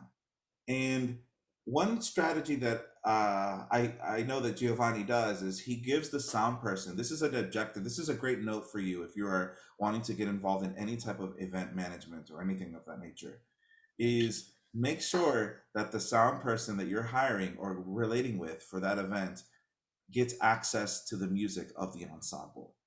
I can't tell you, this is so preliminary, but so many sound people do sound for bands that they have never heard. And there's nothing more troublesome than an ensemble that is rehearsing 3 or 4 times for that particular event, you know, with each rehearsal being 3 hours minimum. So a cumulative 12 hours to prepare and then have to deal with a sound person or a media crew that doesn't even know what they do. And then it's now becomes a battle of authority of who has the final say for what they want, you know? Oh, the musician doesn't know about the technical side. And then the musician says, the technical people don't know anything about music. And that's just not true. It's just about relating and truly understanding what are the aims, even from a sound level, you know, what is the role of bass? Because the role of bass in rock music is a very important role, but even the mixing, the sound of the output of a bass guitar needs to sound more round and fuller for rock than it does for, let's say, jazz. It needs to be a bit more clear because if you have a really full, round, deep sound on bass in jazz and the bass player is playing a lot of notes, it's going to sound very convoluted. And so having that kind of understanding of what they're looking for, and there's not a better representation of that than an actual recording, you see? So that's one suggestion, and that's something that Giovanni does as sort of never really thought about this, but you really are a middle person in a lot of these engagements. I mean, you know, and so go ahead and say what you guys say, and then we'll open it up for Jayla. She had a question, so go ahead. Yeah, parenthesis on that. The recording, right? For example, I'm blessed that one of my best friends is also a professional photographer. And then my sister-in-law, she has a master in cinematography, right? And for a lot of her projects, she needed someone to create content done. And what a great opportunity to make friends with the people of the media department. This is for everyone, for manager, for musician. If you're managing an artist, you need to make sure that the artist has content. And if not, you have to create it for him. Okay, I know the people that will record you doing your concert, whatever your gig, because this is the stuff that you as a manager will utilize on your website, on your social media, to promote yourself. It's the same thing for the artist. For example, I have let me see if I can, give me one quick second here. I have a quick video here. Yeah, okay. Let me go back to you guys. Share screen, only host can share in this meeting. Should I send it to you? Okay. Share screen. All right. All right. Wait a minute. Okay. Now, here. Can you guys see it here? Yes? No? Yes. Beautiful. Okay.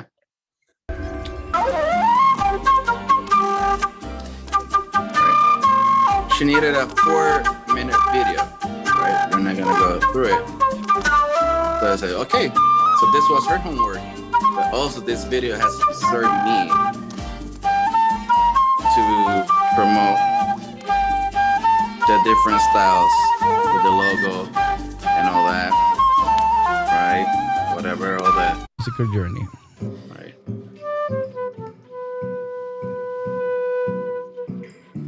So it says, oh, I play some tango and or some flamenco music. There's a little example of that with the drones, the effects, transitions. Right. Some salsa, right? Of course, outfit change, whatever. Then we go, for example, romantic music. And there was a transition from boleros to Brazilian music, that is bossa. We go to classical music. Blend the classical repertoire, romantic classical repertoire, with all the influences that I have gained since I was a child. This.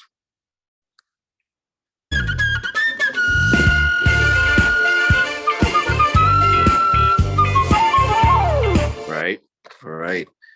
Okay, let me go back to you guys. Stop sharing. That was a great example of taking advantage of people that you might. Wait, I'm here. Can you guys hear me? Yes. That was a good example of taking advantage. Taking advantage of the resources that you can find, and in networking, in getting to meet, know people from different departments. For you helping them, they help you. It's a happy family. Is part of that example. All right. I think somebody has a question or something to say. I'm all ears.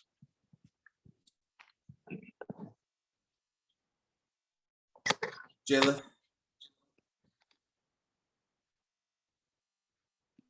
Oh no, I didn't have anything so far. I feel like I've understood everything, and you gave really good insight about everything with the manager and artist relationship, so I'm good. Oh, I thought you had a question. All right. No.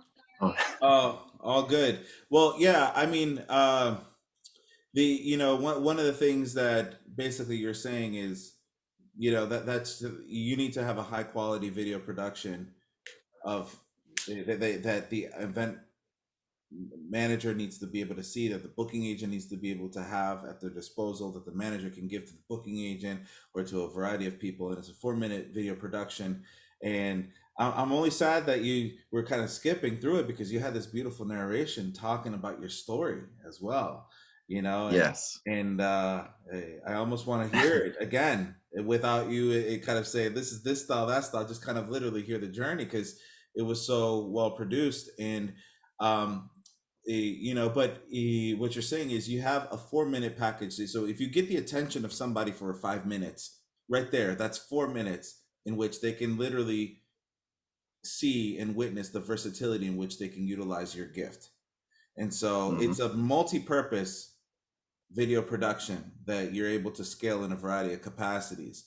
You get, whether it's for gigs, it's also demonstrated for any type of teaching or guest clinician opportunities, or maybe an opportunity for you to collaborate with other people.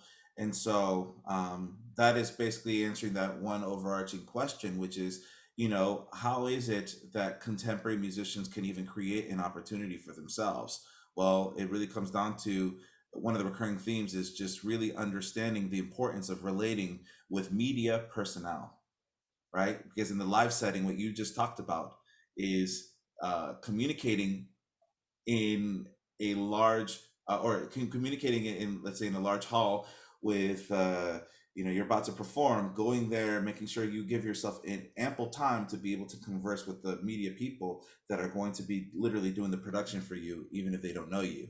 And matter of fact, I mean, you give them a sandwich, they get all excited, then they're gonna preference you over other people to video camera just because now you're the friend, And that's a great technique, everybody, for you to know. If you want to make peace with the sound person of a live gig, just make sure you get some Subway and buy them some sandwiches, and you'll be straight. It's a kind of a musician joke that we got here, but I mean, that raises my question, which is like, where where is the video? Where is the video for each of our students? And this is not a diss. I'm just saying, like, that's what I want to be able to see now. You know what I'm saying? Why not, Kaylee, you're doing all this great stuff. Why not have a video production of you talking about your philosophy as a music business professional, with some really cool background music, with some great scenes of you like interacting with different artists, or if you go ahead and book this event, make sure you get some video footage of you just kind of interacting at some type of music business social, or even kind of like being right there and playing the part,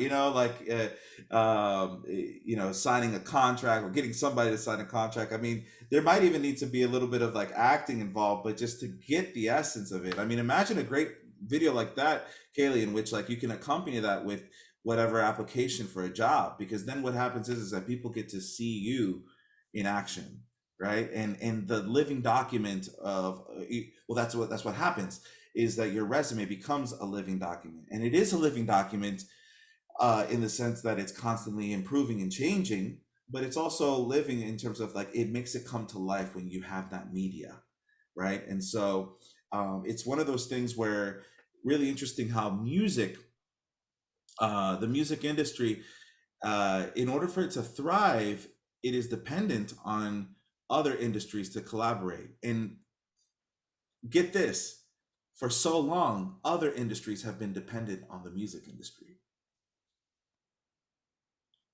Think about that. Matter of fact, I'll make a very bold statement. Every industry has been dependent on the music industry. You go to a restaurant, you need music. You go to the hospital, some sections of the hospital have music. You go on TV, every single product and service needs to have music in the background. You see what I'm saying? It's like music is such a huge, huge component. Every art form, you go to visual arts kind of setting, they oftentimes put soft, relaxing music while you're looking at a photo, an art gallery. Acting, movies, dance, I mean, all of it. Eventually music is going to have an important role. Now is the time in this is right now what we're talking about, global music business or music industry issues, which is now it's time for artists to wake up and realize that we need to take back our opportunity. We need to knock on the door and say, I have helped you. Music business, have helped you. Now it's time for your industry to help me. And so it's time for us as artists really to reach out, like you said, grab the resources, take advantage, and not in a negative sense. It's not being like an opportunist in a negative way, but making sure that we seize every opportunity to maximize the potency of the conviction that the music is trying to convey. And we do that by amplifying the senses so that it's truly a multi-sensory experience, is essentially what you're talking about. So I was saying, maybe the question that some of you may have is like, man, but I'm on a student budget. It's like producing something like that costs money. But again, if you network and you find a student, and that your work, right, your business card in form of a video could be their homework. So it's just, or their video reel, or their professional video reel that they're trying to develop. I mean, we do have a student, and she excused herself from today's class because she's got a very important videography opportunity, and I was like, go ahead, take it, Amy, and she was here earlier too. But I mean, that's what I'm saying. It's like there's so much talent just in this classroom, and I'm just hoping that it will continue to be embraced. The notion that we need to stay connected, not just the club staying connected, which is very beautiful and powerful, but like I mean, how many of y'all recall how amazing some of our musicians in the classroom play? Take Eric for example with his Kenyan guitar, JP with his kind of polymath guitar, and Nicole, who says that she sings a little bit, but she sings a lot, and Madison, of course. I mean, now I can just talk about everybody. Jalen, okay, I gotta mention everybody, but it, yeah. So, anyways, no, all that is really good. Gio, now I'd like to kind of continue. What would you say? How do you actually balance your time? And I hate that word balance. I think of it as more of an ebb and flow. Where it's like sometimes this is going to take precedence. Maybe next week it's going to take more precedence here. It's not like when we think of balance, we think of equal distribution of every assignment that we're trying to do, or every career that we're trying to, or subset of our career that we're trying to do equally. And that's just not always the case, all the time. And so, especially in this post-COVID era, what have you learned in terms of the viability of being a crossover artist, somebody who is a multi-hyphenate, when you came from an era where it was all about being a meaningful specific, only being able to do one thing and one thing really well. But now COVID hit. So my question to you more concisely is, what have you learned in this post-COVID digital creative arts economy for how to actually ebb and flow your skills to be able to bring sustainability of your livelihood as a crossover artist? All right. So having more free time in my hands that I was accustomed to due to COVID, I realized that I could learn more instruments that I always wanted to practice, but as a man, I don't have time to practice that, but now I do. I got myself on electronic drums. I learned how to play some drums, learned how to play a little bit of bass. I got better on the piano. When we went on the 10-minute break, I went and practiced a few scales for the 10 minutes. And for example, in terms of video, it's like, well, now I had to produce from home. So let's just start reading and getting a camera and getting to know then just the basics of how to produce a professional 4K video, and just getting to know all the little aspects. And now is the time to invest in that. Of course, I say that because I finished university. Thank you, Jesus. I finished university and I have more time. I know that you guys are in school, but take advantage of the extra time that you have and be as flexible as possible.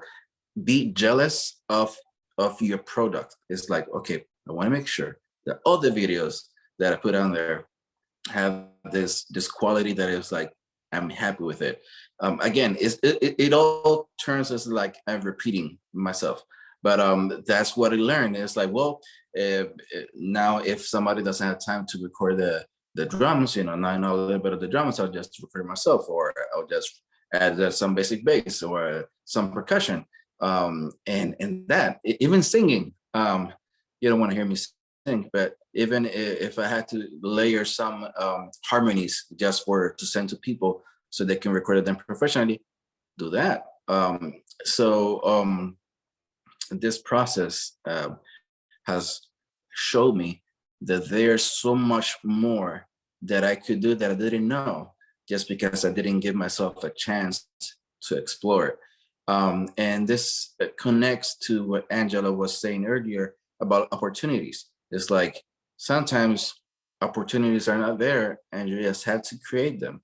And I want to share just a quick 15-second experience. And at some point, something that developed my career as a musician in Puerto Rico was that I did a commercial for Kia, the car company. And I remember when they announced the audition, they wanted all the cool instruments, they wanted drums, they wanted guitar, they wanted violin, trumpet, every single instrument, but they didn't want flute. And why? Because, they thought the flute was just boring classical, like all the typical stuff. And man, I was like, they haven't heard this flute. So, I signed up anyways, and the persons in charge of the list were, but they don't want to hear a flute. But, it's okay. Let me just play for you guys. And I did, and they were like, "Oh, okay." So then they called the producers and said, "Hey, we have this guy. You should check it out." And they said, "Okay." So I walked in with my flute, and they were like, "Okay, come on, play."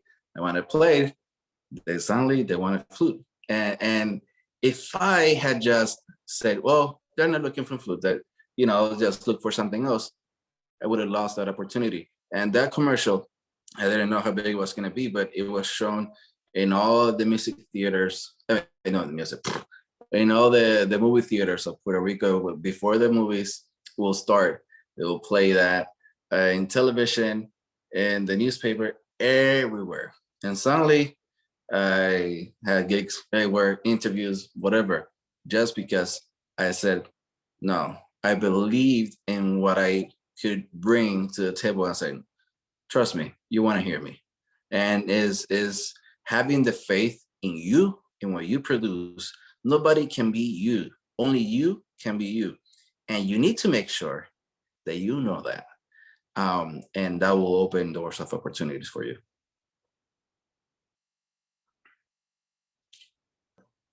Man, you said so many powerful things there. And I wonder, while I kind of condense what you just said, recapitulate, if you can pull up that video. Okay.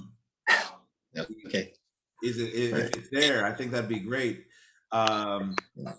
Yeah, because I remember seeing that video, and that was the talk of the town. I mean, every Puerto Rican saw that video, and it was really cool because it's like, yeah, we're a small island, but we're a very powerful island when it comes to production and how it actually impacts societies. I mean, there's so many goods and resources, food, and just just all kinds of different things that actually that come from Puerto Rico that we might not even realize. But we always love to celebrate our youth and our talented youth. I think that's one of those attributes in particular.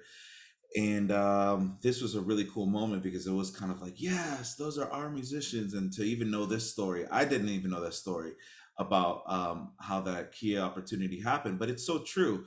We have to be able, that right there answers that section of today's presentation, which is, savvy, how to make savvy choices, which is like, you didn't take no for an answer. And I truly wonder, and sometimes I worry, sometimes I lose sleep thinking about this. When you're a professor, you start thinking about, you start worrying for your students. Maybe it's not as necessary, but when you care, you do. And it's just like, man, I believe so much in the potential of all my students, and I just worry that they're gonna literally take no as the final answer. And because in this music industry, you have to knock on the door, and if that door doesn't open, sometimes you even just kick it open, or sometimes you just go through a side door or a back door, whatever. I mean, you have to create your opportunity. And sometimes you got to reach the venue or the location or the company. Listen, folks, the company that you really want to work for, and you have to knock, and you have to do whatever you need to do just to at least get closure. I mean, it's kind of like a relationship. Some of us believe that we want to work in a particular company. At the very least, we just need to be able to know if the door of opportunity could potentially be opened. And we have to create that. And one of the best ways that we can do that, okay, well, how do we do that? Great, you have a resume, you have experience, you have the internships, you've had the jobs and things like that. Again, just from this conversation, what I've gathered is, why not actually make a video resume? You know, a short video that literally gets to highlight the best part of your personality, in which it's well produced, you know, shows you in a well attire. Why not actually communicate your convictions? Who are you? What do you bring to the table? Because if you did that, coupled with a cover letter that was in the form of an email as opposed to a document, that way it's not even formal, right? It's just saying, hey, I love to have a conversation. This is why. And then you explain why, and then I click that link and I get to see you. The chances of me actually following up with you are going to be that much more significantly greater. And that's what we have to be able to do. In strategic music entrepreneurship development, one of the assignments that every student does, it's fascinating, it's the crowdfunding assignment. And everybody has to come up with their, not just, you know, they could choose the platform, Kickstarter, GoFundMe, you know, Patreon, and but they create the project, and they have to create the actual video towards their pitch, what they're trying to fundraise. You know, because the data shows that if you have a video, it will augment your chances of reaching your financial goal by 66%. Now, this is true. If this is true for crowdfunding, why can't this be true while it's not, you know, necessarily empirically tested? Hear me out, folks. Well, if this is true for crowdfunding, why can't this be anecdotally, at best, anecdotally true? Meaning just from personal experience for when we actually go and apply for a job. And I'll tell you what, I have my videos of me where I can put, you know, attach so that they at least get to see my charisma or my personality during an interview process. So I think it's really important for us to have that interview video. And it's not so much of an interview for a job, but an interview that is sort of that talks about your view about the industry, about specific things about the industry, or specific things about what you believe. You know, I mean, I think about you know, just let's see, I'm just gonna pick somebody. JP, you're a guitar player.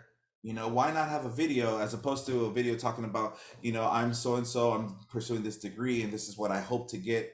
Please contact me, you know, but just talking about the issues within the field that you are trying to ameliorate for the discipline that you actually studied for. You see what I'm saying? So if we're interested in PR, why not actually start coming out with videos talking about PR? You know, or like a really cool video, one really great video that talks about who you are and what is your role in the world of music business / PR. You see what I'm saying? You know, where you can provide solutions. That's what people want, and that's what people are wanting to hire, especially today. It's solutionists, it's creative people. That's why more and more people are hiring those who have at least some background or some type of discipline within the arts, because we want to find solutionists, right? So yeah, really great. Do you have the video, Giovanni?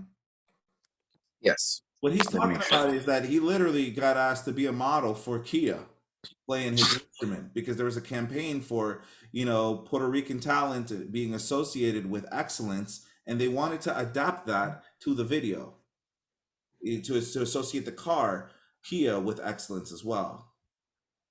Here we go. My God, this is old.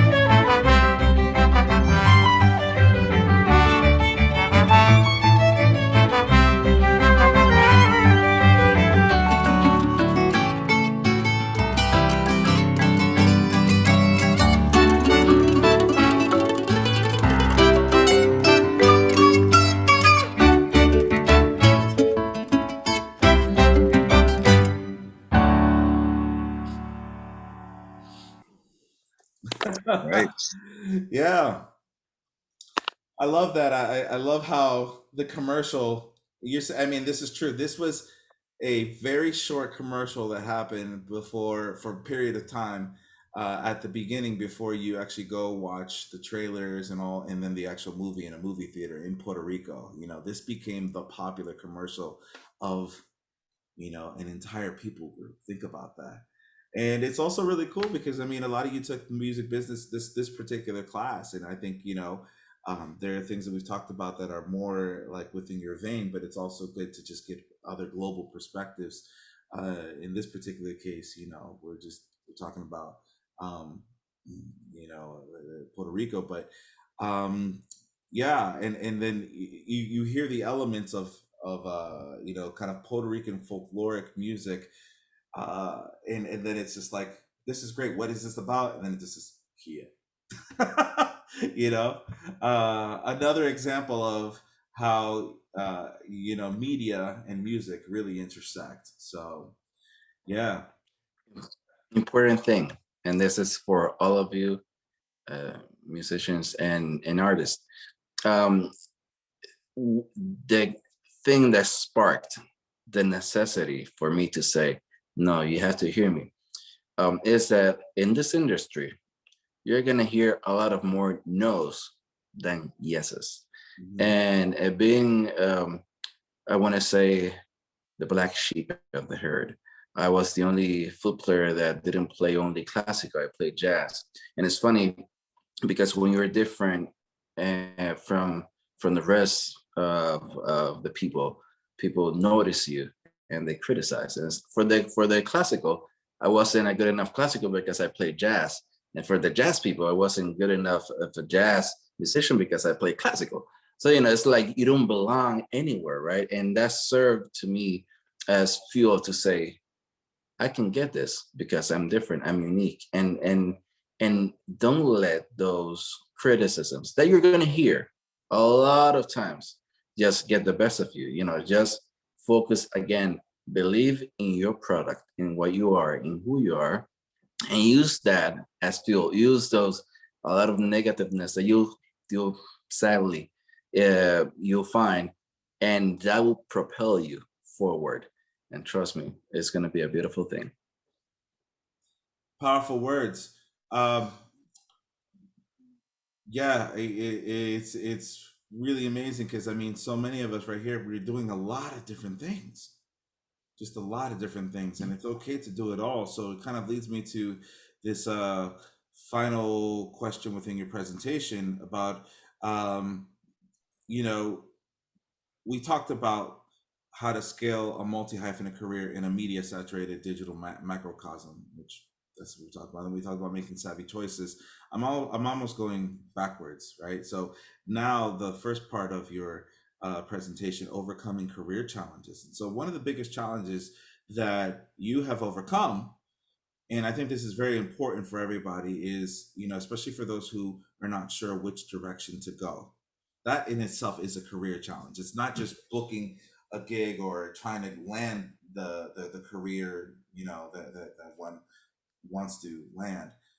But overcoming the career challenge of this particular challenge, the simple fact that we are capable enough to do a lot of different things. And so my question is it even appropriate to say that you did one thing? That is there a way that you suggest that you have to do one thing before doing another? Or is, how did you actually maintain all those different passions? Because at different times, I know, different seasons of the year, you become, Dr. Perez, the composer, or Dr. Perez, now you're the producer, or now you're the performer. And so, over the years, you've only gotten better. And that's the other thing, is it takes time to be able to invest, right, in your craft to get better, because the better you get, the more opportunities you have. But it's really hard to try to get the enthusiasm to invest time on the things when we're not even sure which one to actually invest in. But I'm just wondering, because this is a predicament that I think a lot of people face. And, I'm wondering if you have an answer for how to overcome this particular challenge? Right. It's funny. I always heard the music in my head, but I never thought it was good enough or cool enough to invest then the energy to write it and people to play it, because I thought to myself, people are not going to listen to this. If you're a songwriter, you might have a bunch of ideas. You probably have your notebook full of beautiful music yet to be created, yet to be sung, yet to be adapted with orchestra, with hip hop, trap, whatever. But sometimes it's like, people are not going to hear it. And for many years, I played in ensembles, and you know, I was always adding stuff to the original music because I thought, man, this just needs this. It's just too plain. It's like, adding salt or adding Salt Bay. Okay, adding whipped cream, anything. Just adding stuff that I thought to myself that will make it better. And what made it happen, what the final thing that said, okay, I'm gonna write it, was that I was playing this plena type of folkloric rhythm from Puerto Rico, this plena group, and I got tired of hearing just this music that I didn't like. So I said, okay, I'm just gonna write it. And I did, and they played it and they loved it. And I smiled because it was like, wow, they actually like my music. But that was like the first time I ever got like exposed, and it felt so vulnerable. But then the joy of hearing that being played was like propelled me to start writing more. And in your careers, you'll find that there are different seasons, and they differ. It's not always you're gonna be playing or writing. There's different seasons, and I went through a season where I just had a lot of inspiration, and I started just writing and arranging and composing and practicing, and then I got better at arranging, and then I kept playing, and people started playing and premiering my music. So that was great. So of course then by that happening, the university started going, hey, I like that arrangement, can we play under my university? I was like, cool, yeah. And then they say, hey, will you come here and play with us? And I was like, awesome. So then I had to leave the arranger, composer aside and practice, because I needed to look good and sound good for the performance. So that's the shift of seasons. And then, for example, at some point I was like, okay, I want to record myself, so I have time now. Let me just invest in some equipment and study this whole recording world. And then I started recording and all that, and recording other people, and stuff happened. So there are different seasons in your life, and don't be dismayed if at some point you're supposed to be playing, you're supposed to be writing, and you don't feel like doing it. Just enjoy that season that you're in. And if that season is writing, then write. If that season is singing, even if you don't sing, do something about it, and you'll be surprised of the outcomes of that production, because you'll grow yourself as an artist, and yourself again as versatility that will grow as well. So I think that has helped me in terms of balancing, how do you do this, how do you do that? There are different seasons, and once you learn, then you always keep doing it little by little, but you invest the time in doing that.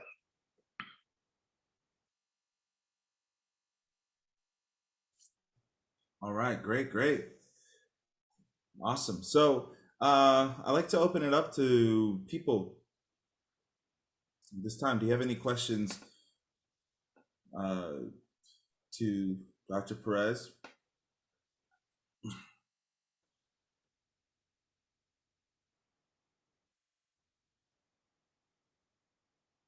Professor Life? Yeah, I was just gonna say that.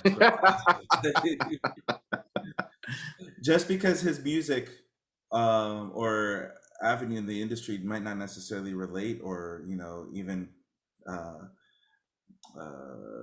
be of your musical taste doesn't mean you can't learn something. So unless all the answers were covered. I'll have a quick one for you. All right. All right, Kason. Thanks for sharing. But second of all, my question, what's it like being the music director at your church? Do you get to perform in a non-COVID year, traveling with a band at church? Okay. So I have news for you. It is not always a beautiful. Let me rephrase this. It's not always roses. There when you're a director, anywhere, church, anywhere, you need to know and meet their personalities. Everybody has a different personality, and the main focus should be get to know them. Again, in terms of networking, get to know them. So what do you like? Hey, let's go get some coffee. Let's go eat somewhere. And that creating a relationship makes your job easier. Why? Because then when you have to correct them as a director or give suggestions, they know you. They don't know you as a director, but they know you. Hey, Gio, this is coming from Gio, from my friend, and relating to that. And right now, I moved from New York to Virginia, and I've been the director for 6, 7, 8 months. I can't remember for how long. So there hasn't been much traveling, but it's the work of director is more. You're their psychologist. You're their emotional support, much like Dr. Ruiz now. Whenever you guys are like, man, I need some help, he will be there. Is you once you study this degree, right? Once you study that being a musician, you're always a teacher, even if you don't want to be. You're always teaching something, and behind the teaching is, again, getting to know the people, their psychology, making sure they feel good, that they feel that they're important, that their opinion matters. It's like business. It's making sure that your customer feels comfortable, feels happy, and that is applied everywhere. I don't know if I answered your question, but I explained a little bit how my life as director is at the moment. Hello? Yeah. I had a question. Yes. So someone who wears a lot of hats, how do you manage, if you have a lot of projects going on, how do you manage your time with different projects? And then also, how do you kind of manage work and then just, family life and stuff outside of music? Yes. Something that a lot of people will tell you, and I heard this a million times, you need to schedule things. But of course, when you're young or younger, you're just like, my schedule is here. I know everything by memory. It's like, I know that at 3 on Wednesday, I had to do this. And on Thursday at 7 p.m. At some point, your schedule starts getting crowded and you really need to get organized.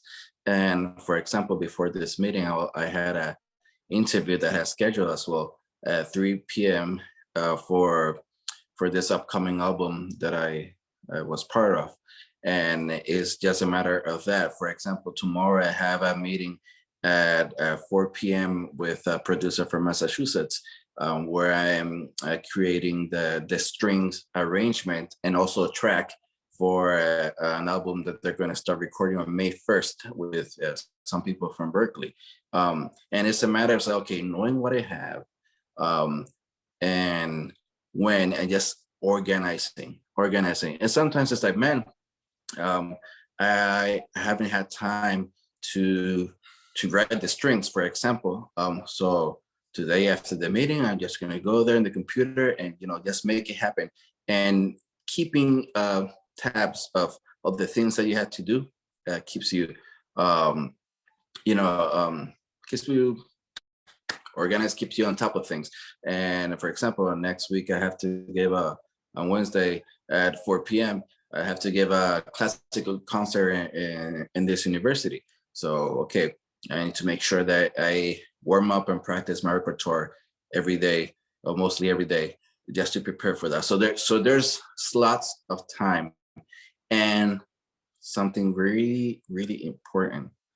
Don't be afraid to say no to certain things, just because when you're trying to do something that involves you, you need to make yourself, your product, your what you want, your goal, the priority, because there are many things that you could be doing, but that they can take away the energy that you need to invest in something that is really important. So prioritize is like, okay, my end goal is this. So let me make sure that even if it's a month away, that I in my 110%. So when that time comes, that you get the gig. Hopefully I answered your question. JP, right? Yes. Yeah. Thank you. Yes. Yeah. I mean, that is so powerful. And there's a book that I recommend everybody. I think it's called Boundaries, or books like that where they really kind of encourage you to teach you that it's okay to say no to opportunities that are just not going to be fruitful for you. Because in the industry, and this is a conversation that I've had with many of you over the phone, at what point is it enough, training and experience, in order for you to actually land the opportunity?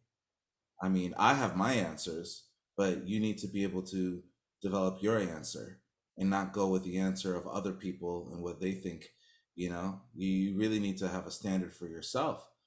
And I think the best answer, if there is an answer, is, do you have the evidence? Is it of undisputed origin? So listen to me, folks. Go back to your slide. It's funny how I refer to these 10 suggestions for thriving as an entrepreneur in a post-COVID society, because there's the 10 suggestions, but which are informed not just by my pragmatism, but the research that I did with other music entrepreneurs. And the consensus is, among them, one of them is the quality versus quantity plus authenticity. The etymology of that word authenticity means of undisputed origin. I think that is the answer. What do y'all think?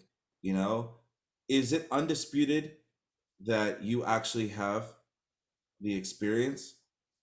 That you are original? That's of undisputed origin, original, right? That your basis is strong. The pillars to who you are as a professional is of undisputed origin. That is the turning point in which you should say, no more of this, I shall not. Because if you don't have that, you will always say yes to opportunities that are going to waste your time and might enrich your life, but not enrich your life maybe temporarily, as opposed to enriching your life, in longevity. It's kind of like, I don't know why I think of rice right now. Maybe it's that time, but it's like, white rice versus the brown rice. White rice is not natural. It's brown rice has the nutrients, but then when you process the rice, you're taking away all the nutrients, and then it just looks like white rice. And so it's like, yeah, it'll satisfy you temporarily, but then you're either like hungry again or whatever, don't feel satisfied. And so that being said, is at what point is your opportunity that you're doing in your career, no matter what stage, whether it's internship, whether it's your first job or your second job or your third job, or even, let's not even talk about corporate, let's talk about enterprise. Is your entrepreneurship career giving you that satisfaction, or is it time to revisit it and revise it? You see what I'm saying?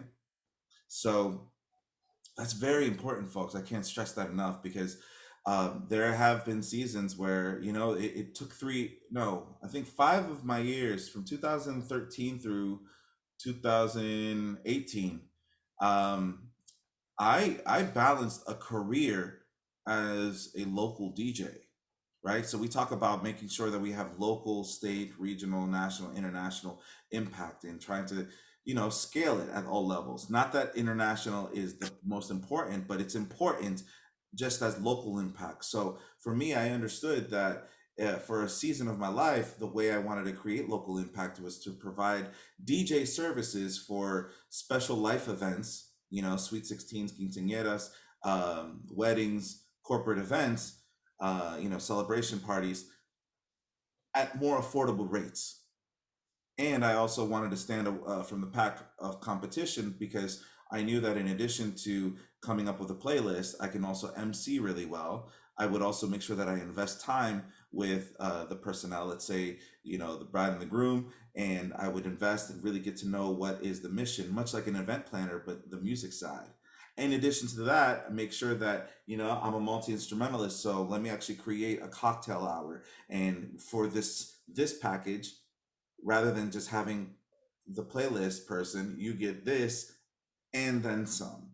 And so I did that successfully, but at some point I realized, you know what? I am really tired of DJ Valentino, right? It got tiring. It's like, there was that that thing in my ear or the side of my ear just saying like, there's so much music you want to produce. The other one is saying, there's so much music that you want to perform. The other part of me is saying, there's so much more that you want to teach, And so these things compelled me. And keep in mind, I got the job in 2019. So, within the music business, obviously one of the infrastructures is, music education and music business education. And so I knew that I needed to expand my opportunities and I needed to continue refining my understanding as a performer. I'm sorry, as an educator. And I need to position myself by studying with smarter people like yourselves. And so I had to say no to that macro opportunity. You see what I'm saying? And there are moments where we have to be able to know how to say no. It's very important. And in doing so, then we can actually see what we have said yes to and then balance. So that would be my 2 cents for JP. Everyone, thank you so much. People have left, understandably, because they have to go now for their organization meetings and things like that. They're saying, thank you so much, Angela and Gio, for great information today. It's always great class. Thank you, all this stuff. And so just want to, thank you all, the students, for, being willing to broaden your horizons. And, I'll break the news. I got 2 for 1, but what y'all don't know is that they are married. So that's another aspect. So now y'all are looking at me like, wait a minute, why don't we talk about that? How do we manage a career with 2 different careers at the same time? So maybe we need to look at this. Now we can. This is our studio, her bassoon, congas, guitar, the drums I told you about, the mixing, some piano, the bass is in there. Yes, I'm at the studio. And I'm the lucky guy that has this beautiful woman as wife. All right. All right. Yeah. Yeah, absolutely. So maybe that's another, 30-minute or 40-minute kind of segment at some point before the semester's over. It's a legit thing. It's just like, how do you actually balance passions and careers and complement each other, as a couple? You know what I mean? And y'all have managed to work it out. Not everybody gets to. And yes, y'all have all been punked. Hey, maybe we have a 2.0 version Plot of twist. Yeah. 2 for the price of 1. So, all right, cool. All right, well, thank y'all so much. And what's your contact information, Gio, in case they need an arrangement or some consultation? I think it's important for us just to maintain communication. Let me write it. Maybe even alleviate some some office hours, you know, for me, you know. I'm messing with y'all. Okay, you can cut me to this email. That's my personal email. Let me make sure that I wrote it right. Any questions that you may have, anything, you know, you're free to, you know, reach out to me. I'm approachable. That's All it. right. Well, there you go. Two highly qualified people, but you know how we do. We always bring the best in here. You know what I'm saying? It's like it gets old after a while. It's like, okay, yeah, this person's got this and this and that. It's like, you know. So, all right. Thank you, everybody. Take care. Gio, Thank you. Bye. Bye. Bye. Thank you, Dr. Ruiz. All right. Thank you. Bye-bye. Y terminé. Espérate.